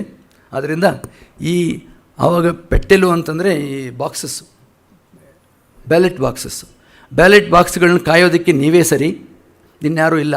ಅದರಿಂದ ದಯವಿಟ್ಟು ನೀವು ನಿಮ್ಮ ತೊಗೊಂಡು ಬಾಕ್ಸ್ಗಳನ್ನು ಒಂದೊಂದು ಬೂತ್ಗೂ ಹೋಗಿ ಬನ್ನಿರಪ್ಪ ಅಂತ ಹೇಳಿ ಅದು ಹೇಳಿರುವಂಥ ಒಂದು ಕವಿತೆ ಇದು. ಅದನ್ನು ಅಂದರೆ ಅದರಲ್ಲಿ ಆ್ಯಕ್ಚುಲಾಗಿ ಬರೀ ಬೈದಿದ್ದಾನೆ ಅಂತಲೇ ಕೊನೆಯ ಲೈನ್ ಅದು. ಆದರೆ ಇವರು ಅದನ್ನು ಈ ಬೂತ್ ಅಂತ ಈ ಥರ ಕನ್ವರ್ಟ್ ಮಾಡಿ ಅದನ್ನು ಭಾಳ ಚೆನ್ನಾಗಿ ಚಮತ್ಕಾರವಾಗಿ ಬರೆದಿದ್ದಾರೆ ಈ ಪದ್ಯ. ಆಮೇಲೆ ಇನ್ನೊಂದು, మామను సంహరించి ఒక మామను గర్వమణంచి నిశామామను రాజు చేసి యొక్క మామ తనూజనకు ఆత్మబంధువై మామకు కన్నులిచ్చి సుతు మన్మతు నింతికి తానే మామయ్యై మామకు మామయ్యైన ಪರಮಾತ್ಮುಡು ಮೇಕು ಪ್ರಸನ್ನುಡಯ್ಯಡು ಅಂತ. ಬರೀ ಮಾಮನ ಮೇಲೆ ಬರೆದಿರುವಂಥ ಪದ್ಯ ಇದು. ಇದರಲ್ಲೂ ಅಷ್ಟೇ, ಮಾಮನು ಸಂಹరించి ಅಂದರೆ ಕಂಸನ ಸಂಹಾರ, ಕಂಸ ಕೃಷ್ಣನಿಗೆ ಮಾವ. ఒక ಮಾಮನು ಗರ್ವಮಣಂಚಿ, ರಾಮಾಯಣದಲ್ಲಿ ಯುದ್ಧಕ್ಕೆ ಸೇತುವೆ ನಿರ್ಮಾಣ ಮಾಡಬೇಕಾದ್ರೆ, ಅದು ಲಂಕಾಪುರಿಗೆ ಹೋಗುವಾಗ ಸೇತುವೆ ನಿರ್ಮಾಣ ಮಾಡಬೇಕಾದ್ರೆ ಸಮುದ್ರನ ಗರ್ವವನ್ನು ಅಣಗಿಸಿದವನು ಶ್ರೀರಾಮ ಒಂದು ಬಾಣದಿಂದ. ಹಾಗಾಗಿ ಸಮುದ್ರ ರಾಮನಿಗೆ ಮಾವ ಅಂದರೆ ಹರಿ ಅಂತ ಅಂದ್ಬಿಟ್ಟು, ಅಂದರೆ ಲಕ್ಷ್ಮೀ ಸಮುದ್ರನ ಮಗಳು. ಲಕ್ಷ್ಮಿಯನ್ನು ನಾರಾಯಣನಿಗೆ ಕೊಟ್ಟಿರೋದ್ರಿಂದ ಸಮುದ್ರ ಬಂದು ರಾಮನಿಗೆ ಮಾವ ಆಗ್ತಾನೆ. ಸೊ ಹಾಗಾಗಿ ರಾಮನಿಗೆ ಅಥವಾ ಹರಿ ಅಂತ ಕೃಷ್ಣನಾರಾಯಣ ಅಂತ ಅಂದ್ಕೊಳ್ಳೋಣ. ಅಲ್ಲಿ ఒక మామను గర్వమణించి నిశామాಮನು ರಾಜು చేసి, ನಿಶಾಮಾಮ ಅಂತಂದರೆ ಚಂದ್ರನಿಗೆ ಮಾಮ ಅಂತ ಹೆಸರು, ಚಂದಮಾಮ ಅಂತ ನಾವು ಹೇಳ್ತೀವಿ. ರಾಜು ಅಂತೆ ಕೂಡ ಚಂದ್ರನೇ. ರಾಜುಗೆ ಮತ್ತೊಂದು ಅರ್ಥ ಮಾಮ, ಇದು ಚಂದ್ರನಿಗೆ ಇನ್ನೊಂದು ಪದ ಮಾಮ ಅಂತ, ರಾಜು ಅಂತಿದೆ. ಅದನಂತರ ఒక ಮಾಮ ತನೂಜನಕ ಆತ್ಮಬಂಧುವೈ ಅಂದರೆ ಅರ್ಜುನನು, ಪಾಂಡುರಾಜನ ಮಗ ಅರ್ಜುನನಿಗೆ ಸ್ನೇಹಿತನಾಗಿದ್ದಾನೆ. ಮಾಮಕು ಕಣ್ಣುಲಿಚ್ಚಿ ಧೃತರಾಷ್ಟ್ರನಿಗೆ ಕಣ್ಣು ಕೊಟ್ಟು, ಸುತು ಮನ್ಮತು ನಿಂತಿಕಿ ತಾನೇ ಮಾಮಯ್ಯೈ ಅಂದರೆ ಮನ್ಮಥನ ಹೆಂಡತಿ ರತಿದೇವಿಗೆ ತಾನು ಮಾಮ ಆಗಿದ್ದಾನೆ. ಮನ್ಮಥ ತನ್ನ ಮಗನಾದ ಮೇಲೆ ರತಿದೇವಿ ಸೊಸೆಯಾಗಿದ್ದಾಳೆ. ಸೊಸೆ ಅಂದರೆ ರತಿದೇವಿಗೆ ತಾನು ಮಾವನಾಗಿದ್ದಾನೆ. ಹಾಗೆ ಮಾಮಕು ಮಾಮಯ್ಯನ, ಮತ್ತು ಗಂಗೆ ಕೃಷ್ಣ ವಿಷ್ಣುವಿನ ಪಾದದಲ್ಲಿ ಹುಟ್ಟಿದ್ದು ಅಂತ. ಈ ಗಂಗೆಯನ್ನು ಮತ್ತೆ ಸಮುದ್ರನಿಗೆ ಒಪ್ಪಿಸಿ ಅಲ್ಲಿ ಸಮುದ್ರನಿಗೆ ತಾನು ಮಾಮ ಆಗಿದ್ದಾನೆ. ಮಾಮಕು ಮಾಮಯ್ಯನ ಪರಮಾತ್ಮುಡು ಮೆಮ್ಮು ಮೇಕು ಪ್ರಸನ್ನುಡಯ್ಯಡು. ಈ ಥರ ಅಂದರೆ ವಿಷ್ಣುವಿನನ್ನು ಪೂರ್ಣವಾಗಿ ವಿಷ್ಣುವಿನ ಚರಿತೆಯನ್ನು ಇದರಲ್ಲಿ ಸೇರಿಸಿ ಅಂಥ ಮಾಮನಾದಂಥ ವಿಷ್ಣು ನಿಮ್ಮನ್ನೆಲ್ಲ ಕಾಪಾಡಲಿ ಅಂತ ಹೇಳಿರುವಂಥ ಚಾಟುಪದ್ಯ ಇದು. ಗಣೇಶರವರು ಕೂಡ ಈ ಕೆಲವು ಚಾಟುಪದ್ಯಗಳನ್ನು ಚೆನ್ನಾಗಿ ಬರೀತಾರೆ. ಅದೊಂದು ಅವರು ಅವಧಾನದಲ್ಲಿ ತೆಲುಗು ಪದ್ಯವನ್ನು ಬಳಸ್ಕೊಂಡಿದ್ದಾರೆ. ಪಾಕಶಾಲೆಂದು ಪಾಟಲ ಪಲ್ಲಾಂಡುವುಲ್ ಮಿರಪ ಪಪ್ಪು ನೇತಿ ತಿರಗಬಾತು ಕಲಸಿ ಮೆಲಿಸಿ ರುಚುಲು ಕವ್ವಿಂಪ ಪಕ್ವಮೈ ಉಲ್ಲಿಪಾಯ ಪುಲುಸು ವೆಲ್ಲಿ ವಿರಿಯನ್ ಅಂತ. ಅಂದರೆ ಯಾರು ಊಟಕ್ಕೆ ಹೋಗಿದಾಗ ಎಲ್ಲ ಊಟದಲ್ಲಿ ಅವರಿಗೆ ಈ ಬೆಳ್ಳುಳ್ಳಿ ಅವು ಇವು ಅಥವಾ ಈರುಳ್ಳಿ ಎಲ್ಲ ಮಿಶ್ರಣ ಮಾಡಿದಂಥ ಒಂದು ಊಟ ಸಿಕ್ಕಿ ಅದು ಸರಿಯಾಗಿ ಮಾಡೋಕ್ಕಾಗಲಿಲ್ಲ ಅನ್ನೋದನ್ನು ಈ ಥರ ಹೇಳ್ಕೊಂಡಿದ್ದಾರೆ. ಇನ್ನು ಕೆಲವು ವೇದಾಂತ ಸಂಬಂಧವಾದಂಥ ಇವು ಕೂಡ, ಅಂದರೆ ಸಿಂಗಲ್ ಲೆಟರ್ ಏಕಾಕ್ಷರ ಪದ್ಯಗಳು. ಏನಪ್ಪ ಅಂದರೆ ನಾನಾನನ ನೀನೇ ನಾನೇ ನನೋನ ನೀನೇ ನಾನು ನೋನೋ ನೌ ನನು ನನ್ನು ನುನ್ನಂ ನೀನುಂ ನಿನ್ನಿಂ ನನೀನ ನನ್ನಿಂ ನಾನುಂ. ಇದು ಗಣೇಶ್ ಅವ್ರದ್ದೇ ಈ ಪದ್ಯ. ಸೊ ಇದರಲ್ಲಿ ಬಹಳಷ್ಟು ನೋಡಿ, ಅಲ್ಲಿ ಅರ್ಥ ಕೊಟ್ಟಿದ್ದೀನಿ. ಅನೇಕ ಮುಖದವನೇ, ಹೃದಯನೇ, ನಿರ್ಮುಖನೇ, ಊನತೆ ಇಲ್ಲದವನೇ, ಅಭಾವವಿಲ್ಲದ ಪರಬ್ರಹ್ಮನೇ, ಕರ್ಣಧಾರ ನೀನಲ್ಲವೇ, ಸಂಪತ್ತಿನ ಒಡೆಯನೇ, ಸರ್ವಶಕ್ತನೇ, ನಿನ್ನಿಂದಾಗಿರುವ ವಿವೇಕದಿಂದಾಗಿ ನಾನು ಎಲ್ಲವೂ ಆಗಿದ್ದೇನೆ ಅಂತ ಬರೀ ನಕಾರಗಳಲ್ಲೇ ಮಾಡಿರುವಂಥ ಕಂದಿ ಪದ್ಯ ಇದೆ. ಹಾಗೆ ತೆಲುಗಲ್ಲೂ ಪರಶುರಾಮ ಲಿಂಗಂ ಪಂತುಲ ಲಿಂಗಮೂರ್ತಿ ಅಂತ ಅವ್ರದ್ದೊಂದು ಸೀತಾರಾಮಾಂಜನೇಯ ಸಂವಾದಂ ಅಂತ ಒಂದು ಯೋಗಶಾಸ್ತ್ರ ಇದೆ. ಆ ಯೋಗಶಾಸ್ತ್ರದಲ್ಲಿ ಅವರು ಕೂಡ ಇದೇ ವಿಧವಾದ ಪದ್ಯ. ನಾನಾ ನೂನುನಿ ನನಿ ನನ್ನೇ ನೇನನ ನಿನ್ನು ನನ್ನು ನೇನನ ನನ್ನನ್ ನೇನನು ನೇನನ್ನಾನ ನೇನನು ನನ್ನೆನ್ನಿ ನನ್ನು ನೀನು ನೇನನನಾ ಅಂತ. ಅಂದರೆ ಇದು ಅರ್ಥ ಅಂದರೆ ಎಲ್ಲೆಡೆ ತುಂಬಿರುವ ನನ್ನನ್ನು ಹೇಳಿದ್ದೇನೆ, ನಿನ್ನನ್ನು ಪ್ರತ್ಯೇಗಾತ್ಮನಾದ ಪರಬ್ರಹ್ಮ ಎಂದು ಹೇಳಿದ್ದೇನೆ, ನಾನು ಎಂಬ ಸರ್ವಸಾಕ್ಷಿಯನ್ನು ನೀನು ಎಂಬ ಜೀವಸಾಕ್ಷಿ ಎಂದು ತಿಳಿದುಕೋ, ನಾನೇ ಪರಬ್ರಹ್ಮನು ಪರಬ್ರಹ್ಮನೇ ನಾನು ಎನ್ನುವುದು ಇದರ ತಾತ್ಪರ್ಯ. ಅಂದರೆ ಇದು ವೇದಾಂತ ಸಂಬಂಧವಾದಂಥ ಒಂದು ಅರ್ಥಗರ್ಭಿತವಾದಂಥ ಪದ್ಯಗಳು. ಅಂದರೆ ಇವು ಚಾಟುವಾಗಿ ಚಮತ್ಕಾರವಾಗಿ ಬರೆಯುವಂಥ ಪದ್ಯಗಳು. ಅಂದರೆ ಇದು ಈ ಕಡೆ ಕನ್ನಡದಲ್ಲೂ ಆ ಕಡೆ ತೆಲುಗಲ್ಲೂ ಸಾಧಿಸಿದವರಿದ್ದಾರೆ. ಅಂದರೆ ಇನ್ನೂ ಹೆಚ್ಚಿಗೆ ಆಗಿರೋದನ್ನು ನಾವು ಬಯಲಿಗೆ ಎಳಿಬೇಕಾಗಿದೆ, ಹೊರಗಡೆ ತೆಗಿಬೇಕಾಗಿದೆ. ಅದಕ್ಕೆ ಸಾಕಷ್ಟು ಸಂಶೋಧನೆ ಆಗಬೇಕಾಗಿದೆ. ಈಗ ಇನ್ನು ಶತಕ ಸಾಹಿತ್ಯ ಅಂತ.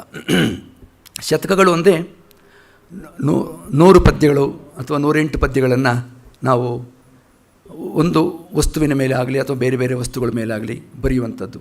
ಅದರಲ್ಲಿ ನಾವು ಅನೇಕ ಕನ್ನಡದಲ್ಲಿ ಶತಕಗಳಿದೆ, ಕಂದದಲ್ಲಿ, ತ್ರಿಪದಿಯಲ್ಲಿ, ಚೌಪದಿಯಲ್ಲಿ, ಷಟ್ಪದಿ ಇದೆ. ಈ ಮೊದಲು ಪ್ರಾರಂಭ ಈ ಶತಕ ಸಾಹಿತ್ಯ ಕನ್ನಡದಿಂದನೇ ತೆಲುಗಿಗೆ ಬಂದಿದ್ದು. ಆನಂತರ ಅಲ್ಲಿ ಹೆಚ್ಚಿಗೆ ಅದು ಬೆಳವಣಿಗೆ ಆಗಿದೆ.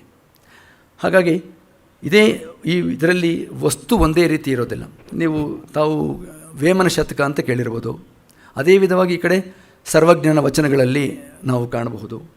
ಸೊ ಹೀಗಾಗಿ ಒಂದು ನೀತಿಯನ್ನು ಆಗಿನ ಕಾಲದ ಒಂದು ಸಮಾಜದಲ್ಲಿ ಆಗಿರುವಂಥ ವ್ಯತ್ಯಾಸಗಳನ್ನು ಅಥವಾ ದುಷ್ಟ ಗುಣಗಳನ್ನು ಎತ್ತಿ ತೋರಿಸೋದಕ್ಕೆ ಈ ಶತಕ ಸಾಹಿತ್ಯವನ್ನು ಉಪಯೋಗಿಸ್ತಿದ್ರು. ಅಥವಾ ನೀತಿಯನ್ನು ಹೇಳೋದು ಮುಖ್ಯವಾಗಿ ಅಲ್ಲಿ ವಸ್ತುವಾಗಿತ್ತು ಅವರಿಗೆ. ಇಲ್ಲೂ ಅಷ್ಟೇ ನಾಗವರ್ಮಾಚಾರ್ಯ ಮೊದಲು ಚೂಡಾಮಣಿ ಶತಕವನ್ನು ಬರೆದನೆ ಅಂತ. ಆಮೇಲೆ ತೆಲುಗಿನಲ್ಲಿ ಪಾಲ್ಕೊರಿಕೆ ಸೋಮನಾಥ, ಹರಿಹರ, ಶ್ರೀ ಚನ್ನ ಸೋಮೇಶ್ವರ ಅನ್ನೋದು ಕೆಲವು ಮಕುಟದಿಂದ ಕೂಡಿರುವಂಥ ಪದ್ಯಗಳು ಇವೆಲ್ಲ ಬಂದಿದೆ. ಆಮೇಲೆ ಇಲ್ಲಿ ಮುಖ್ಯವಾಗಿ ಶತಕ ಸಾಹಿತ್ಯದಲ್ಲಿ ವಸ್ತುಗಳೇನಪ್ಪ ಅಂದರೆ ಭಕ್ತಿ, ವೇದಾಂತ, ನೀತಿ, ಆಕ್ಷೇಪ, ಶೃಂಗಾರ ಇಂಥವನ್ನೆಲ್ಲ ಉಪಯೋಗಿಸ್ಕೊಂಡು ಅವರು ಶತಕಗಳನ್ನು ರಚಿಸ್ತಾ ಇದ್ದರು. ಇವು ಗೊತ್ತೇ ಇದೆ ನಿಮಗೆ. ಅಂದರೆ ಒಂದು ಸರ್ವಜ್ಞನ ವಚನ ಕಲ್ಲುಗೂ ಉಪ್ಪುಗೂ ಮತ್ತು ಕರ್ಪೂರಕ್ಕೆ ಹೋಲಿಸಿರುವಂಥದ್ದು. ಇವೆರಡನ್ನು ಹೋಲಿಸಿ ಅದೇ ವಿಧವಾದಂಥ ಪದ್ಯ ನಮಗೆ ತೆಲುಗಲ್ಲೂ ನಾವು ಕಾಣ್ಬೋದು. ಉಪ್ಪು ಕರ್ಪೂರಂಬು ಒಕ್ಕ ಪೋಲಿಕನುಂಡು ಅಂತ. ಇಲ್ಲೂ ಅಷ್ಟೇ ಕಲ್ಲುಪ್ಪು ಕರ್ಪೂರ ಸೊಳ್ಳೆಂದು ಇದರಲ್ಲೂ ಸಹ ಒಂದೇ ವಿಧವಾದ ಭಾವನೆಗಳನ್ನು ಸರ್ವಜ್ಞನಿಗಾಗಲಿ ಅಥವಾ ಪೋತನಿಗಾಗಲಿ ಆ ಕಾಲದಲ್ಲಿ ಅವರಿಬ್ಬರಿಗೂ ಇತ್ತು ಅಂತ. ಸರ್ವಜ್ಞ ಮತ್ತು ಪೋತನನ ಮೇಲೆ ಬಹಳಷ್ಟು ಸಂಶೋಧನೆಗಳು ನಡೀತಾ ಇದ್ದಾವೆ. ಸರ್ವಜ್ಞ ವೇಮನ ಕ್ಷಮ್ಯತಾಂ. ಆಮೇಲೆ ಮತ್ತು ಶತಕ ಸಾಹಿತ್ಯದಲ್ಲಿ ಅನೇಕ ಇದೇ ಥರ ಬಂದಿದೆ. ಪತಿಯ ನಿಂದಿಸುತ್ತಿರ್ಪ ಸತಿಯಿಂದು ಇದ್ದು ಫಲವೇನು ಅಂತ. ಅದೇ ವಿಧವಾಗಿ ಅತಿ ಮಂದಮತಿಯಾದ ಸುತನಿರ್ದು ಫಲವೇನು ಅದನ್ನು ತೆಲುಗಲ್ಲೂ ಅದೇ ವಾಸನಲೇ ನಿಪ್ಪುವು ಬುಧವರ್ಗಮೊಲೆ ನಿಪ್ಪುರಂಬು ಅಂತ ಹೇಳಿಕೊಂಡು ಹೀಗೆ ಒಂದೇ ವಿಧವಾದಂಥ ಭಾವನೆಗಳನ್ನು ತಗೊಂಡು ಎರಡೂ ಭಾಷೆಗಳಲ್ಲಿ ಹೆಚ್ಚಿಗೆ ಸಾಹಿತ್ಯ ಬಂದಿದೆ ಅಂತ ನಾವು ಹೇಳ್ಬೋದು. ಅದಾದ ನಂತರ ವಚನ ಸಾಹಿತ್ಯ. ಈ ವಚನ ಸಾಹಿತ್ಯ ಹೆಚ್ಚು ಕನ್ನಡದಲ್ಲಿ ಇದು ಪ್ರಸಿದ್ಧಮಾನವಾಗಿದೆ ಅಂತ ಹೇಳ್ಬೋದು. ಯಾಕೆಂದರೆ ವಚನ ಸಾಹಿತ್ಯದೇ ಬಸವಣ್ಣನ ವಚನಗಳಾಗಲಿ, ಆವಾಗ ವೀರಶೈವ ಸಾಹಿತ್ಯದಲ್ಲಿ ಹೆಚ್ಚು ವಚನಗಳು ಬಂತು. ದೇವರ ದಾಸಿಮಯ್ಯ, ಆಮೇಲೆ ಬಸವೇಶ್ವರ, ಅಕ್ಕಮಹಾದೇವಿ, ಸರ್ವಜ್ಞ ಇವರ ವಚನಗಳು. ತೆಲುಗಲ್ಲಿ ಗೊತ್ತಿದ್ದಂಗೆ ವೇಮನ ಪದ್ಯಗಳು ಅನೇಕ ಬಂದಿದೆ. ವಚನ ಸಾಹಿತ್ಯ ನೆರಳು, ಕನ್ನಡದ ವಚನ ಸಾಹಿತ್ಯದ ನೆರಳು ತೆಲುಗಿನ ಮೇಲೆ ಹೆಚ್ಚಾಗಿರೋದು, ಹೆಚ್ಚಿಗೆ ಇಲ್ಲಿಂದ ಅಲ್ಲಿಗೆ ವಿನಿಮಯ ಆಗಿರುವಂಥದ್ದು. ಮತ್ತು ಇದು ನಾನು ಕೆಲವು ಸಮಯದ ಅಭಾವದಿಂದ ಸ್ವಲ್ಪ ಮುಂದೆ ಹೋಗ್ತಾ ಇದ್ದೀನಿ. ಇವುಗಳು ಸರ್ವಜ್ಞನಿಗೆ ಮತ್ತು ವೇಮನನ ಪದ್ಯಗಳಿಗೆ ಹೋಲಿಕೆಯನ್ನು ತೋರಿಸಿರುವಂಥ ಕೆಲವು 3-4 ಪದ್ಯಗಳನ್ನು ಅಲ್ಲಿ ಕೊಟ್ಟಿದ್ದೀನಿ.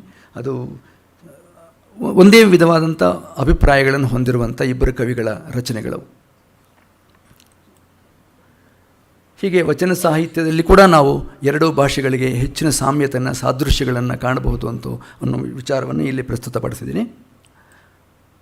ಅನಂತರ ನೆಕ್ಸ್ಟ್ ಇನ್ನು ಯಕ್ಷಗಾನ.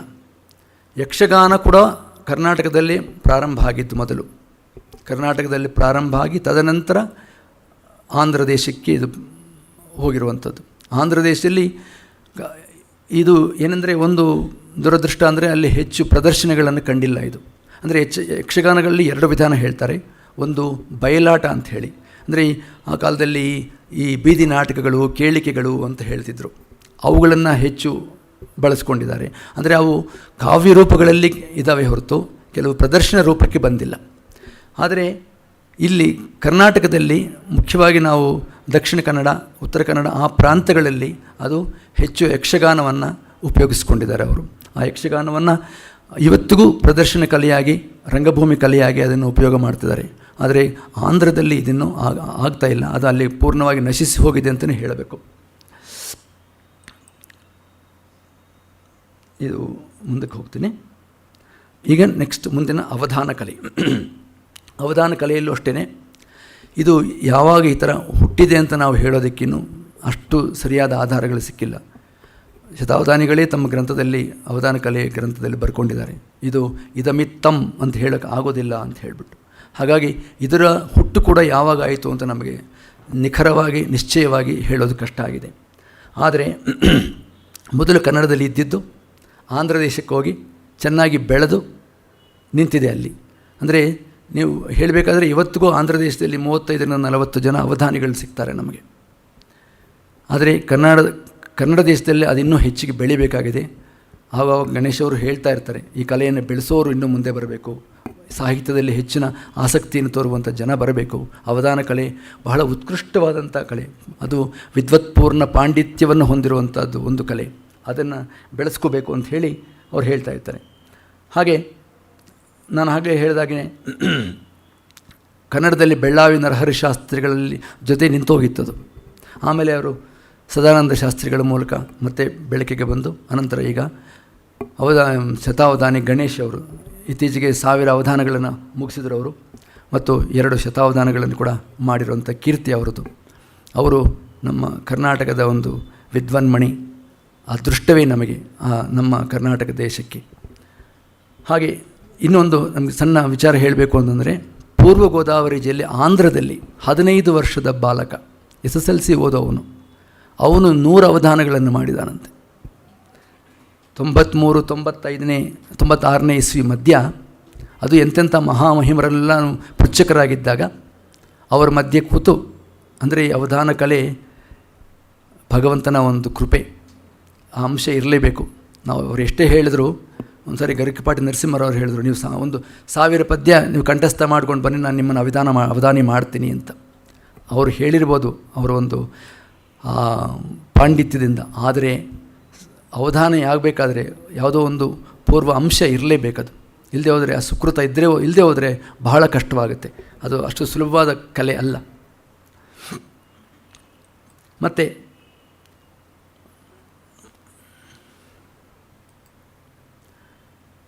ಈ ಆಂಧ್ರದಲ್ಲಿ ಮತ್ತೆ ಕೇವಲ ಶತಾವಧಾನಗಳೇ ಅಲ್ಲ, ಸಹಸ್ರಾವಧಾನಗಳು, ದ್ವಿಸಹಸ್ರಾವಧಾನಗಳು, ಅಂದರೆ 2000 ಪೃಚ್ಛಕರು, 1000 ಪೃಚ್ಛಕರು, ಆಮೇಲೆ ಅಷ್ಟಾದಶಾವಧಾನಗಳು. ಅಂದರೆ ಅದು ಅಷ್ಟಾವಧಾನ ಅಂತಂದರೆ ಅದರಲ್ಲಿ 8 ಸಬ್ಜೆಕ್ಟ್ಸ್ ಇರುತ್ತೆ, 8 ಭಾಗಗಳನ್ನು, ಅಂಶಗಳನ್ನು ತೊಗೊಂಡಿರ್ತೀವಿ. ಇಲ್ಲಿ 18 ಅಂಗಗಳನ್ನು ತೊಗೊಂಡು ಮಾಡುವಂಥ ಕಲೆಗಳನ್ನು ಹೊಂದಿರೋರು ಭಾಳ. ಒಂದು ಗಂಟೆಯಲ್ಲಿ 60-70 ಪದ್ಯಗಳನ್ನು ಹೇಳುವಂಥ ಅವಧಾನಿಗಳು, ಅಷ್ಟು ಶಕ್ತಿಯನ್ನು ಹೊಂದಿರುವಂಥ, ಚಮತ್ಕಾರವನ್ನು ಹೊಂದಿರುವಂಥ ಕವಿಗಳಿದ್ದಾರೆ ಅಲ್ಲಿ, ಆಯಿತಾ.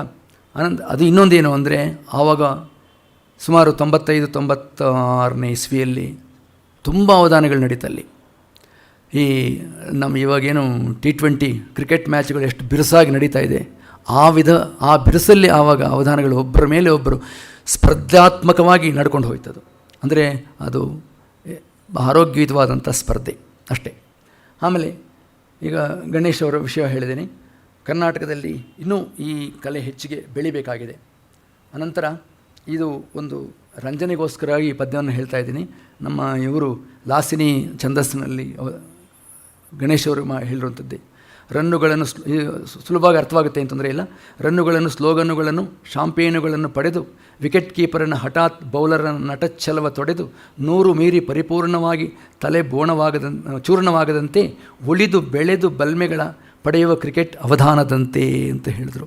ಅಂದರೆ ತಪ್ಪಿಸ್ಕೊಂಡ್ರೆ ಸಾಕಾಗಿದೆ ಇವ್ರ ಕಡೆಯಿಂದ ಅಂತ ಅರ್ಥ. ಆ ಕಡೆ ಬೌಲರ್ ತೀವ್ರ ಪೃಚ್ಛಕರು ಬೌಲರ್ಗಳ ಕೆಲಸ ಮಾಡ್ತಾ ಇರ್ತಾರೆ ಅಂತೇಳಿ. ಅದೇ ಕ್ರಿಕೆಟ್ ವಿಷಯವಾಗಿಯೇ ಗಿರಿಕಿಪಾಟಿ ಅವರದ್ದು ಒಂದು ಪದ್ಯ ನೋಡಿ. ಅಷ್ಟಾವಧಾನ ಕಷ್ಟಾವಲಂಬನಮನ್ನ ಸಚಿನ್ ಟೆಂಡೂಲ್ಕರ್ ಶಾಟ್ ಮಾಕು, ಶತಗಂಟ ಕವನಮ್ಮು ಸ್ವಲ್ಪ ಸಂಗತಿಯನ್ನು ಕಪಿಲ್ ದೇವ್ ಬೌಲಿಂಗು ಕರಣಿ ಮಾಕು, ಆಶುಧಾರ ಕವಿತ್ವಾಡಂಬರಂಬನ್ನ ಬೌಂಡ್ರೀಲು ಸಿಕ್ಸರ್ಲ ಭಂಗಿ ಮಾಕು, ಅಪ್ರಸ್ತುತಂಬುಲ ನಡ್ಡುಕುನುಟೆಯನ್ನು ಸಾಚಿಕೊಟ್ಟಿನ ಬಂತಿ ಕ್ಯಾಚ್ ಮಾಕು, 1000 ಪದ್ಯಾಲ ಧಾರಣ ಸೇಯುಟನಿನ ಹೇಲಗಾ ಗವಾಸ್ಕರು ಸೆಂಚರೀಲು ಮಾಕು, ಪ್ರಕಟಿತ ಅವಧಾನಂಬು ಕ್ರಿಕೆಟ್ಟು ಕೇಳಿ ಜಯಮು ಕೂರ್ಪ ಅಂಪೈರು ಸಂಚಾಲಕುಂಡು ಅಂತ. ಅಂದರೆ ಅಷ್ಟು ಸುಲಭವಾಗಿ ನಾವು ಅವಧಾನಗಳನ್ನು ನಡೆಸ್ತೀವಿ ಅನ್ನೋದನ್ನು, ಅವಧಾನದ ಕಲೆಯ ಮೇಲೆ ನಮಗಿರುವಂಥ ಪಟುತ್ವವನ್ನು ನಾವು ಇಷ್ಟು ಅಂತ ಹೇಳಿ ಅದನ್ನು ಈ ಪದ್ಯದಲ್ಲಿ ಅವರು ತೋರಿಸಿದ್ದಾರೆ. ಇದಾದ ಮೇಲೆ ಇನ್ನು ಕಾದಂಬರಿಗಳಿಗೆ ಬರೋಣ. ಕಾದಂಬರಿ ನಾವೆಲ್ಸ್ ಅಂತ ನಿಮಗೆ ಗೊತ್ತೇ ಇದೆ. ಮೊದಲೆಲ್ಲ ಬಹಳಷ್ಟು ನಾವೆಲ್ಸನ್ನು ಓದೋರಿದ್ದರು. ಹೆಚ್ಚು ಪತ್ರಿಕೆಗಳಲ್ಲಿ ಒಳ್ಳೆ ನಾವೆಲ್ಸ್ ಬಂತು. ಅದರ ಈ ಕಡೆ ಅನುವಾದಗಳು ತೆಲುಗಿಂದ ಕನ್ನಡಕ್ಕೆ, ಕನ್ನಡದಿಂದ ತೆಲುಗಿಗೆ ಸುಮಾರು ನಡೆದಿದೆ. ಆದರೆ ಈಗಂತೂ ಯಾಕೋ ಕಡಿಮೆ ಆಗ್ತಾಯಿದೆ ಅವು ಬರ್ತಾ ಅಥವಾ ಟಿ ವಿ ಪ್ರಭಾವನೋ ಅಥವಾ ಜನರಲ್ಲಿ ಓದುವ ಆಸಕ್ತಿ ಕಡಿಮೆ ಆಗಿದೆಯಂತನೋ ಯಾವುದೋ ಒಂದು ಕಾರಣದಿಂದ ಒಟ್ಟಿನಲ್ಲಿ ಈ ನಾವೆಲ್ಸ್ ಅಂತಂದರೆ ನಾವು ಕಾದಂಬರಿಗಳು, ತೆಲುಗಲ್ಲಿ ನವಲ ಅಂತಾರೆ, ಕನ್ನಡದಲ್ಲಿ ಕಾದಂಬರಿ ಅಂತಾರೆ, ಅವುಗಳು ಬಹಳ ಕಡಿಮೆ ಆಗ್ತಾಯಿದೆ. ಈ ಎಂಡಮೂರಿ ವೀರನಾಥ್, ಸೂರ್ಯದೇವರ, ರವಿಕುಮಾರ್, ರಾಮಮೋಹನ್ ರಾವ್ ಇವ್ರದ್ದೆಲ್ಲನೂ ಹೆಚ್ಚು ಕನ್ನಡಕ್ಕೆ ಅನುವಾದಗಳಾಗಿದ್ದೀವಿ ಅವು. ಇನ್ನು ಹಾಗೆ ಕನ್ನಡದ ಕೆಲವು ತ್ರಿವೇಣಿಯವರ ಕಾದಂಬರಿಗಳು ಅವೆಲ್ಲ ತೆಲುಗಲ್ಲಿ ಆಗಿದ್ದಾವೆ. ಆಮೇಲೆ ಮೊನ್ನೆ ಶ್ರೀನಿವಾಸ ಮೂರ್ತಿಗಳು ನನಗೊಂದು ಇನ್ಫಾರ್ಮೇಷನ್ ಕೊಟ್ಟಿದ್ದರು. ಈ ಬೆಂಕಿ ಕೋಳಿ ಅನ್ನೋ ಒಂದು ಎಂಡಮೂರಿ ವೀರೇಂದ್ರನಾಥ್ ಅವರ ಕಾದಂಬರಿ ಮೊದಲು ತೆಲುಗಲ್ಲಿ ಆಗೋಕ್ಕೆ ಮೊದಲು ಕನ್ನಡದಲ್ಲೇ ಪ್ರಚಾರವಾಯಿತಂತೆ, ಪ್ರಕಟಣೆ ಆಯಿತಂಥದ್ದು. ಅಂದರೆ ಅಷ್ಟು ಕನ್ನಡದ ದೇಶದಲ್ಲಿ ಪ್ರಸಿದ್ಧವಾಗಿತ್ತು ಅದು. ಹಾಗೆ ಮರಣ ಮೃದಂಗ, ಬೆಳದಿಂಗಲ ಬಾಳೆ ಅನ್ನೋದೆಲ್ಲ ನೀವೆಲ್ಲನೂ ಸಿನಿಮಾಗಳಾಗಿದೆ ನಮ್ಮಲ್ಲಿ, ಆಯಿತಾ. ಹಾಗೆ ಈಗ ಕನ್ನಡ ಸಾಹಿತ್ಯದಲ್ಲಿ ಪ್ರಸಿದ್ಧರಾದ ದೇವರ ನರಸಿಂಹಶಾಸ್ತ್ರಿಗಳು, ತಾರಾ ಸುಬ್ಬರಾವು, ಟಿ.ಎಸ್. ವೆಂಕಣ್ಣಯ್ಯವರು ಇವರೆಲ್ಲನೂ ವಚನ ಸಾಹಿತ್ಯದಲ್ಲಿ ಹೆಚ್ಚು ತೊಡಗಿಸಿಕೊಂಡಿದ್ದವರು ಅವರೆಲ್ಲನೂ. ತ್ರಿವೇಣಿ, ಕೆ.ವಿ. ಅಯ್ಯರು, ಶ್ರೀರಂಗ, ವೀರಕೇಸರಿ, ಸೀತಾರಾಮ ಶಾಸ್ತ್ರಿ ಇವರ ಕಾದಂಬರಿಗಳು ಕೂಡ ಹೆಚ್ಚು ತೆಲುಗಿಗೆ ಅನುವಾದ ಆಗಿದೆ. ನೆಕ್ಸ್ಟ್ ಇನ್ನು ಮುಂದೆ ಜಾನಪದ ಸಾಹಿತ್ಯ ಕೂಡ ಈ ಸಾಹಿತ್ಯದ ಒಂದು ಪ್ರಕ್ರಿಯೆ ಅಂತಲೇ ಹೇಳಿಕೊಂಡ್ರೂ ಸಹ ಇದರಲ್ಲಿ ಕೂಡ ಪ್ರಾರಂಭ ಕನ್ನಡ ದೇಶದಲ್ಲಿ ಪ್ರಾರಂಭ ಆಗಿ ತೆಲುಗು ದೇಶಕ್ಕೆ ಆಮೇಲೆ ಅದು ಹೆಚ್ಚು ಪ್ರಯಾಣ ಬೆಳೆಸಿದೆ. ಅಲ್ಲೂ ಅಂದರೆ ತೆಲುಗು ದೇಶದಲ್ಲಿ ಇನ್ನೂ ಜಾನಪದ ಸಾಹಿತ್ಯದ ಬಗ್ಗೆ ಹೆಚ್ಚು ಕೆಲಸ ಆಗಬೇಕಾಗಿದೆ. ಕನ್ನಡದಲ್ಲಿ ಸಾಕಷ್ಟು ಆಗಿದೆ. ಕನ್ನಡದಲ್ಲಿ ಹಾಮಾನಾಯ್ಕು, ಶಿವಯ್ಯ ಇಂಥವರೆಲ್ಲ ಹೆಚ್ಚು ಇದರಲ್ಲಿ ಆದ್ಯರು. ಈ ಜಾನಪದ ಸಾಹಿತ್ಯವನ್ನು ಬೆಳೆಸಿದವರು, ಜಾನಪದ ಸಾಹಿತ್ಯದ ಮೇಲೆ ಸಂಶೋಧನೆಗಳನ್ನು ನಡೆಸಿದಂಥವರು. ತೆಲುಗಲ್ಲೂ ಹಾಗೆ ರಾಮರಾಜು, S.V. ಜೋಗರಾವ್, ನಾಯನಿ ಕೃಷ್ಣಕುಮಾರಿ, ತಂಗಿರಾಲ ವೆಂಕಟಸುಬ್ಬರಾವ್ ಅವರು ಇಲ್ಲಿ ಬೆಂಗಳೂರಿನವರೇ, ಬೆಂಗಳೂರಲ್ಲಿದ್ದಾರೆ. R.V. ಸುಂದರಂ, ಮೋಹನ್ ಇಂಥವರೆಲ್ಲ ಇವರು ಬೆಂಗಳೂರು ಯೂನಿವರ್ಸಿಟಿನವರು. ಇವರೆಲ್ಲನೂ ಇವರು ಕೂಡ ಜಾನಪದ ಸಾಹಿತ್ಯಕ್ಕೆ ಸಾಕಷ್ಟು ತೆಲುಗಿನ ಜಾನಪದ ಸಾಹಿತ್ಯಕ್ಕೆ ಕೊಡುಗೆಯನ್ನು ಕೊಟ್ಟಿದ್ದಾರೆ. ಆಮೇಲೆ ಈ ಗಡಿ ಪ್ರಾಂತಗಳಲ್ಲಿ ಆಂಧ್ರದ ಕೋಲಾರು, ಈ ಕಡೆ ತುಮಕೂರು, ಚಿತ್ತೂರು, ಚಿತ್ರದುರ್ಗ, ಅನಂತಪುರ ಈ ಪ್ರಾಂತಗಳಲ್ಲಿ ಇವತ್ತಿಗೂ ಜಾನಪದ ಕಲೆಯನ್ನು, ಜಾನಪದದ ಸಾಹಿತ್ಯವನ್ನು ಹೇಳೋರು ಅನೇಕ ಜನ ನಮಗೆ ಲಭ್ಯ ಆಗ್ತಾರೆ. ಇನ್ನೂ ಅನೇಕ ಈ ಜಾನಪದ ಸಾಹಿತ್ಯದ ಆಧಾರಗಳನ್ನು, ಮೂಲಗಳು ಬೇಕಾದಷ್ಟು ಕಡೆ ಇದ್ದಾವೆ. ಅವುಗಳೆಲ್ಲ ನಾವು ಪತ್ತೆ ಹಚ್ಚುವ ಕಾರ್ಯ ಬಹಳಷ್ಟು ಆಗಬೇಕಾಗಿದೆ. ಮುಂದೆ ಇನ್ನು ಸಂಕೀರ್ತನ ಸಾಹಿತ್ಯ, ಸಂಗೀತದಲ್ಲಿ ನಿಮಗೆ ಗೊತ್ತಿರುವ ಹಾಗೆ ಕರ್ನಾಟಕದಲ್ಲಿ ಪುರಂದರದಾಸರು, ಅದೇ ಕಾಲದಲ್ಲಿ ಆಂಧ್ರದಲ್ಲಿ ಅನ್ನಮಯ್ಯ ಇವರಿಬ್ಬರು ಹೆಚ್ಚು ಪ್ರಖ್ಯಾತರಾದವರು. ಅನಂತರ ಹಾಗೆ ಈ ಸಂಗೀತ ತ್ರಯರು ಅಂತಂದರೆ ಪದಕವಿತಾ ಪಿತಾಮಹರು ಇವರು ನಮ್ಮ ಮುತ್ತುಸ್ವಾಮಿ ದೀಕ್ಷಿತರು, ಶ್ಯಾಮಶಾಸ್ತ್ರಿಗಳು, ಇವರು ಕೂಡ ಯಾವುದೇ ಸಂಗೀತದಲ್ಲಿ ತ್ಯಾಗರಾಜರು ಸಂಗೀತಕಾರರು ಯಾವುದೇ ಸಭೆಗಳಲ್ಲಿ ಇವರ ರಚನೆಗಳನ್ನು ಹಾಡದೇ ಇರೋದಕ್ಕೆ ಸಾಧ್ಯವೇ ಇಲ್ಲ.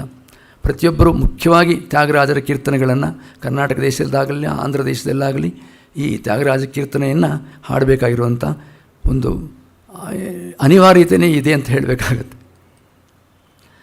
ಆಮೇಲೆ ಅನ್ನಮಯ್ಯ ಪುರಂದರದಾಸರ ಕವಿತೆಗಳಲ್ಲಿ ಕೂಡ ನಾವು ಸಾಮ್ಯತೆಯನ್ನು ಹೆಚ್ಚಾಗಿ ಕಾಣ್ತೀವಿ. ನಾರಾಯಣತೆ ನಮೋ ನಮೋ ಅನ್ನೋದು ಅದರಲ್ಲಿ ನೋಡಿ, ಪದಗಳು ಕೂಡ ಆ ಎರಡು ಪದ ಭವಹರ ನಗಧರ ಅವೆರಡನ್ನು ಬಿಟ್ಟರೆ ಪೂರ್ತಿ ಎರಡೂ ಒಂದೇ. ಇಲ್ಲಿ ಭವಬಂಧ ವಿಮೋಚನ ಭವಭಂಜನ ಕೇಶವ, ಇಲ್ಲೂ ಅಷ್ಟೇ. ಆ ಎರಡನ್ನು ಬಿಟ್ಟರೆ ಎರಡೂ ಪಾಠಗಳು ಒಂದೇ ಆಗಿದೆ. ಹಾಗೆಯೇ ಅನೇಕ ಹಾಡುಗಳಲ್ಲಿ ಇವರಿಬ್ಬರಿಗೂ ಸಾಮ್ಯತೆಯನ್ನು ನಾವು ಹೆಚ್ಚಿಗೆ ಕಾಣ್ತಾ ಇರ್ಬೋದು. ಆಮೇಲೆ ಜೋ ಅಚ್ಯುತಾನಂದ ಜೋ ಜೋ ಮುಕುಂದ ಅಂತ ಈ ಕಡೆ ಹೇಳಿದ್ರೆ ಜೋ ಜೋ ಶ್ರೀಕೃಷ್ಣ ಪರಮಾನಂದ ಅನ್ನೋದನ್ನು ಅವರು ಅನ್ನಮಯ್ಯ ಮತ್ತು ಪುರಂದರದಾಸರಿಗೆ ನಾವು ಸಾಮ್ಯತೆಯನ್ನು ಹೆಚ್ಚು ಕಾಣ್ಬೋದು. ಅದಾದ ನಂತರ ಇವರಿಬ್ಬರೂ ವಿಷ್ಣು ಭಕ್ತರೇ. ಅಂದರೆ ಒಬ್ಬ ನಾವು ವಿಠಲೇಶನನ್ನು ಪುರಂದರದಾಸರು ನಂಬಿದರೆ ತಿರುಮಲೇಶನನ್ನು ಅನ್ನಮಯ್ಯನವರು ನಂಬಿದ್ದವರು. ಸಮಾಜವನ್ನು ಅರ್ಥ ಮಾಡಿಕೊಂಡು ಹೆಚ್ಚಿಗೆ ಇವರ ರಚನೆಗಳಲ್ಲಿ ಸಮಾಜದ ವಿಷಯಗಳನ್ನೇ ಪ್ರಸ್ತಾಪ ಮಾಡಿರುವಂಥ ಇಬ್ಬರು ಈ ಕೀರ್ತನಕಾರರು, ವಾಗ್ಗೇಯಕಾರರು ಅಂತ ಇವ್ರನ್ನ ಹೇಳ್ತೀವಿ. ಆಮೇಲೆ ಇವರ ಕೃತಿಗಳಲ್ಲಿ ಅಥವಾ ಇವರ ರಚನೆಗಳಲ್ಲಿ ನಾವು ಹೆಚ್ಚಿಗೆ ಆಗಿನ ಕಾಲದ ಒಂದು ಸಾಂಪ್ರದಾಯಿಕ ಆಹಾರ ವಿಷಯಗಳನ್ನಾಗಲಿ ವಸ್ತುಸ್ಥಿತಿಗಳನ್ನಾಗಲಿ ಸಂಸ್ಕೃತಿಯನ್ನಾಗಲಿ ಹೆಚ್ಚಿಗೆ ಕಾಣಬಹುದು. ಅದನ್ನೆಲ್ಲ ತಮ್ಮ ಕೀರ್ತನೆಗಳಲ್ಲಿ ತಂದಿರುವಂಥ ಮಹನೀಯರು. ಆಮೇಲೆ ನಾನು ಆಗಲೇ ಹೇಳಿದಾಗೇ ತ್ಯಾಗರಾಜರು ಕನ್ನಡ ತೆಲುಗು ತಮಿಳು ಯಾರೇ ಹಾಡಿದ್ರೂ ಅವರ ಕೀರ್ತನೆಗಳನ್ನು ಹಾಡಬೇಕಾಗಿರುತ್ತೆ. ಆಮೇಲೆ ಇನ್ನು ಇದೇ ಕ್ಷೇತ್ರದಲ್ಲಿ ಜನಪ್ರಿಯರಾಗಿರೋರು ಮುತ್ತುಸ್ವಾಮಿ ದೀಕ್ಷಿತರು, ಶ್ಯಾಮಶಾಸ್ತ್ರಿಗಳು, ತದನಂತರ ಮೈಸೂರು ಸದಾಶಿವರಾವ್, ಪಟ್ನಂ ಸುಬ್ರಹ್ಮಣ್ಯಯ್ಯರ್ ಇಂಥವರು. ಮೈಸೂರು ವಾಸುದೇವಾಚಾರ್ಯರು ಕೂಡ ಮೈಸೂರು ಆಸ್ಥಾನದಲ್ಲಿದ್ದು ತೆಲುಗು ಕೃತಿಗಳನ್ನು ಬರೆದಿರುವಂಥ ಪುಣ್ಯಾತ್ಮರು. ಅನಂತರ ರಾಳ್ಳಪಲ್ಲಿ ಅನಂತಕೃಷ್ಣ ಶರ್ಮಾ, ಮಂಗಳಪಲ್ಲಿ ಬಾಲಮುರಳಿ ಕೃಷ್ಣ, ಇವರು ಕೂಡ ವಾಗ್ಗೇಯಕಾರರೆಲ್ಲ ನಾವು ಗಣಿಸಬೇಕಾಗತ್ತೆ. ಅನಂತರ ಮುಖ್ಯವಾಗಿ ನಮ್ಮ ಪಿ ಬಿ ಶ್ರೀನಿವಾಸ್ ಮಾಧುರ್ಯ ಪ್ರಧಾನವಾದಂಥ ಅನೇಕ ಕನ್ನಡ ಚಲನಚಿತ್ರ ಗೀತೆಗಳನ್ನು ಹಾಡಿರುವಂಥವರು. ಅವರು ಕೂಡ ಸ್ವತಃ ರಚನೆಗಳನ್ನು ಮಾಡಿದಂಥವರು. ಅವರು ಕೂಡ ಸಂಸ್ಕೃತದಲ್ಲಿ ಅನೇಕ ರಚನೆಗಳನ್ನು ಮಾಡಿದ್ದಾರೆ. ಕನ್ನಡ ದೇಶದಲ್ಲಿ ಕನ್ನಡ ಚಿತ್ರಸೀಮೆಗೆ ಚಿತ್ರ ಪರಿಶ್ರಮೆಗೆ ಹೆಚ್ಚು ಕೊಡುಗೆಯನ್ನು ನೀಡಿರುವಂಥವ್ರು ಪಿ ಬಿ ಶ್ರೀನಿವಾಸ್. ಇನ್ನು ಚಲನಚಿತ್ರೋದ್ಯಮ, ನಾನು ನಿಮಗೆ ಅದರ ಬಗ್ಗೆ ಏನು ಹೆಚ್ಚಿಗೆ ಹೇಳಬೇಕಾಗಿದ್ದ ಎಲ್ಲ ಈಗಿನ ಪ್ರಸ್ತುತ ಕಾಲ ಅದು. ಇಲ್ಲಿನ ನಿರ್ದೇಶಕರು ಅಲ್ಲಿ ನಿರ್ದೇಶಕರು ಇಲ್ಲಿ ನಿರ್ಮಾಪಕರು ಅಲ್ಲಿ ನಿರ್ಮಾಪಕರು ಇಲ್ಲಿನ ನಟರು ಗಾಯಕರು ಅಲ್ಲಿನ ನಟರು ಗಾಯಕರೆಲ್ಲ ಇಲ್ಲಿ. ಇದು ಮತ್ತು ಚಿತ್ರಗಳು ಕೂಡ ಇಲ್ಲಿಂದ ಅಲ್ಲಿಗೆ ವಿನಿಮಯ ಆಗುವಂಥದ್ದು ಸಾಕಷ್ಟು ನಾವು ನೋಡ್ತೇವೆ. ಈ ಕೆಲವು ಹಾಡುಗಳು ಕೂಡ ಅದೇ ಟ್ಯೂನ್ ಅದೇ ರಾಗದಲ್ಲಿ ರಚನೆ ಆಗಿರುವಂಥವು ಅವೆಲ್ಲ. ಇದು ಕೂಡ ನಾವು ಈ ಎರಡು ಭಾಷೆಗಳ ಬಾಂಧವ್ಯಕ್ಕೆ ಹೆಚ್ಚು ವಾರಧಿಯಾಗಿ ನಿಂತಿರುವಂಥದ್ದು. ಮತ್ತು ತಮಗೆಲ್ಲ ಗೊತ್ತಿದೆ, ಕನ್ನಡದಲ್ಲಿ ಹಾಡಿರುವಂಥ ತೆಲುಗು ಗಾಯಕರು ಘಂಟಸಾಲ, ಮಾಧವಪೆದ್ದಿ, ಸತ್ಯಂ, ಪಿ ಬಿ ಶ್ರೀನಿವಾಸ್, ಸುಶೀಲಾ, ಜಾನಕಿ, ಬಾಲಸುಬ್ರಹ್ಮಣ್ಯಂ ಇಂಥವರೆಲ್ಲ ತೆಲುಗಿನವರಾದರೂ ಕನ್ನಡದಲ್ಲಿ ಕನ್ನಡ ಭಾಷೆಯ ತರಹನೇ ಕನ್ನಡ ಭಾಷೆಯನ್ನು ತಿಳಿದು ಹಾಡಿರುವಂಥ ಮಹಾತ್ಮರು. ಹಾಗೆ ಕನ್ನಡದವರಾದ ರಾಜೇಶ್ ಕೃಷ್ಣನ ವಿಜಯ ಪ್ರಕಾಶ್ ಕೂಡ ಈಗ ತೆಲುಗಲ್ಲಿ ಹಾಡ್ತಾ ಇದ್ದಾರೆ. ಹಾಗಾಗಿ ಈ ಎರಡು ಭಾಷೆಗಳಿಗೆ ಬಾಂಧವ್ಯಕ್ಕೆ ಇದು ಕೂಡ ಒಂದು ಉದಾಹರಣೆ. ಮತ್ತು ನಟರು ಅಷ್ಟೇ, ಕೆಲವರು ತಮ್ಮ ಸ್ವತಃ ತೆಲುಗು ಭಾಷೆಯನ್ನು ಕನ್ನಡದವರು ತೆಲುಗು ಭಾಷೆಯನ್ನು ಕಲಿತು ಅಥವಾ ತೆಲುಗಿನವರು ಕನ್ನಡ ಭಾಷೆಯನ್ನು ಕಲಿತು ನಟನೆಯನ್ನು ಮಾಡಿರುವಂಥ ಉದಾಹರಣೆಗಳು ನಮಗೆ ಸಾಕಷ್ಟಿವೆ. ಹಾಗೆ ಕಣಗಾಲ್ ಪ್ರಭಾಕರ್ ಶಾಸ್ತ್ರಿ ಅವರು, ಪುಟ್ಟಣ್ಣ ಕಣಗಾಲ್, ವಿಜಯ ನರಸಿಂಹ ಇವರೆಲ್ಲ ತೆಲುಗಿನವರೇ, ತೆಲುಗು ಸಂಬಂಧ ಹೊಂದಿದ್ದವರೇ, ಆದರೆ ಕನ್ನಡಕ್ಕೆ ಸೇವೆ ಮಾಡಿರುವಂಥ ಮಹನೀಯರು. ಮತ್ತು ಆಚಾರ ವಿಚಾರಗಳಲ್ಲೂ ಸಹ ಕನ್ನಡಕ್ಕೂ ತೆಲುಗು ಅದನ್ನು ನಾನು ಸಪ್ರೇಟಾಗಿ ನಿಮಗೆ ಹೇಳಬೇಕಾಗಿಲ್ಲ. ಪ್ರತಿಯೊಂದು ನಾವು ಷೋಡಶ ಸಂಸ್ಕಾರಗಳಿಂದ ಹಿಡಿದು ಮದುವೆ ವಿಷಯಗಳಲ್ಲಿ ಅನೇಕ ವಿಚಾರಗಳಲ್ಲಿ ನಮಗೆ ಇಬ್ಬರಿಗೂ ಸಾಮ್ಯತೆ ಹೆಚ್ಚು ಕಂಡುಬರುತ್ತೆ. ಈ ಸಾಮ್ಯತೆಯನ್ನು ನಾವು ಇತರೆ ಭಾಷೆಗಳ ಜೊತೆ ನೋಡೋದಕ್ಕೆ ಸಾಧ್ಯ ಇಲ್ಲ. ಈ ಎರಡು ಭಾಷೆಗಳಿಗೆ ಹೆಚ್ಚು ಸಾಮ್ಯತೆಯನ್ನು ನಾವು ನೋಡಬಹುದು. ಹಬ್ಬಗಳು ಅಷ್ಟೇ, ಯಾವುದೇ ಆಚರಣೆಗಳು ಮಾಡಬೇಕಾದರೂ ಅಷ್ಟೇ ನಾವು ಈ ಎರಡೂ ಭಾಷೆಗಳಲ್ಲಿ ಹೆಚ್ಚೆಚ್ಚು ಸಾಮ್ಯತೆಯನ್ನು ಗಮನಿಸ್ತಾ ಇರ್ತೇವೆ. ಅದನ್ನು ಮುಂದಕ್ಕೆ ಹೋಗ್ತೇನೆ. ಆಮೇಲೆ ಕಡೆಗೆ ಸಮಯದ ಹತ್ತಿರಕ್ಕೆ ಬಂದಿದ್ದೀನಿ ನಾನು. ಹಾಗಾಗಿ ಇದನ್ನು ನಾವು ಶಾತವಾಹನರ ಕಾಲದಿಂದ ಈ ಬಾಂಧವ್ಯ ಬೆಳ್ಕೊಂಡು ಬಂದಿದೆ. ಒಂದೇ ಭಾಷೆಯಾಗಿ ಬೆಳೀತಾ ಇರುವಂಥ ಒಂದು ಇದ್ದ ಈ ಲಿಪಿ ಕೊನೆಗೆ ಸೌಕರ್ಯಕ್ಕೋಸ್ಕರವಾಗಿ 2 ಭಾಷೆಗಳಾಗಿ ಒಟ್ಟಿನಲ್ಲಿ 2 ಭಾಷೆಗಳ ತನ್ನ ನಿಲುವನ್ನು ನೇರವಾಗಿ ಸ್ವತಂತ್ರವಾಗಿ ಬೆಳೆಸ್ಕೊಂಡು ಬಂದು 2 ಭಾಷೆಗಳ ಬಾಂಧವ್ಯ ಕೆಡದೆ ಈ ಗೋದಾವರಿ ಕಾವೇರಿಗಳು ಹೀಗೆ ಸದಾಕಾಲ ಹರಿತಾ ಇರಲಿ, ಇನ್ನು ಸಹಸ್ರಮಾನಗಳು ಹೀಗೆ ಅದು ಹಸಿರಾಗಿರಲಿ ಅಂತ ಹೇಳಿ ನಾನು ನನ್ನ 2 ಮಾತುಗಳನ್ನು ಮುಗಿಸ್ತೇನೆ. ಕೃತಜ್ಞತೆಗಳು. ನಮ್ಮ ಈ ಗೋಖಲೆ ಸಾರ್ವಜನಿಕ ಸಂಸ್ಥೆ ಇದು ನಾನಾಗಲೇ ಹೇಳಿದಾಗೆ ಒಂದು ಸರಸ್ವತಿ ಪೀಠ ಇದು. ಈ ಪೀಠದಲ್ಲಿ ನಾನು 2 ಈ ಅರ್ಭಕನ ಪ್ರಲಾಪ ಅಂತ ಹೇಳಿದ್ದೀನಿ.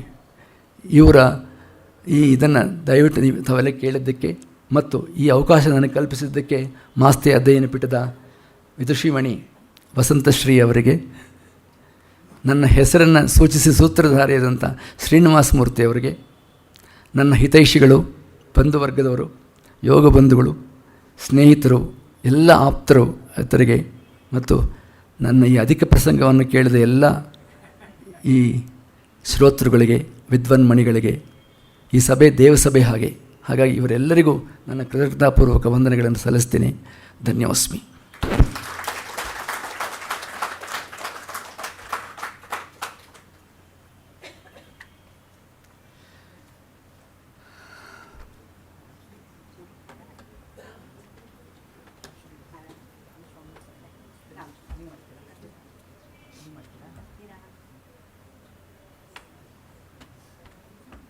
ಕ್ಲೋಸ್ ಮಾಡಲ.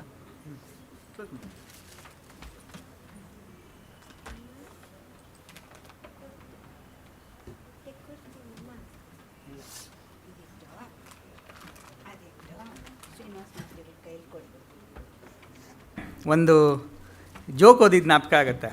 ಒಂದು ಕಾರ್ಟೂನ್ ಓದಿದ್ದೆ ಹಿಂದೆ. ಒಬ್ಬರು ಇನ್ನೊಬ್ರಿಗೆ ಪರಿಚಯ ಮಾಡ್ತಾರೆ, ಇವರೇ ನೋಡಿ ಕನ್ನಡದ ಬಹಳ ಪ್ರಸಿದ್ಧ ಕಾದಂಬರಿಕಾರರಾದಂಥ ಎಂಡಮೂರಿ ವೀರೇಂದ್ರನಾಥ್ ಅಂತ.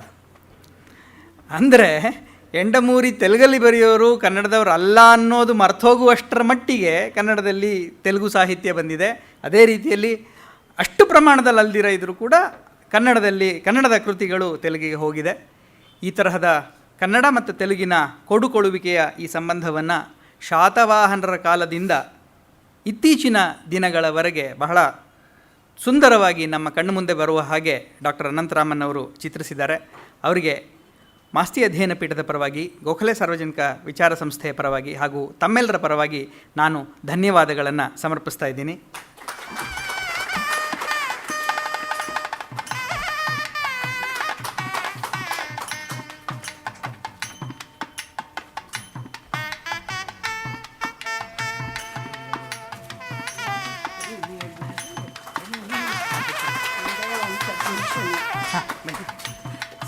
ಸಭಿಕರಲ್ಲಿ ನನ್ನ ಒಂದು ಸಬ್ಮಿಷನ್ನು ಅದು ಹೇಗೋ ಆಗ್ಬಿಟ್ಟಿದ್ದೀನಿ.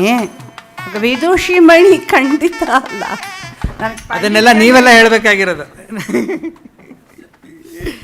ಅದು ವಸಂತಶ್ರೀ ಅವರ ವಿನಯಕ್ಕೆ ಸಾಕ್ಷಿ. ನಮ್ಮ ಶ್ರೀಕೃಷ್ಣ ಯೋಗ ಕೇಂದ್ರದ ಪರವಾಗಿ ಮಾನ್ಯ ಆನಂದ್ ಅವರು ತಮ್ಮ ಯೋಗ ಗುರುಗಳಾದಂತಹ ಅನಂತರಾಮನ್ ಅವರ ಈ ಒಂದು ಹೊಸ ಹೆಜ್ಜೆಗೆ ತಮ್ಮ ಗೌರವವನ್ನು ಸಲ್ಲಿಸ್ತಾ ಇದ್ದಾರೆ.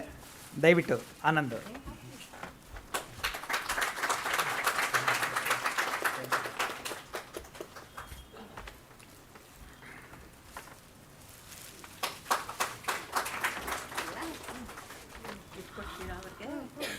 ಈ ಸಭೆ, ಈ ಸಂಜೆ ಬಹಳ ಸಾರ್ಥಕವಾಗಿ ನಾವು ಕಳೆದಿದ್ದೀವಿ ಅನ್ನುವ ಸಮಾಧಾನದೊಂದಿಗೆ ಈ ದಿನದ ಕಾರ್ಯಕ್ರಮ ಮುಕ್ತಾಯ ಆಗ್ತಾಯಿದೆ.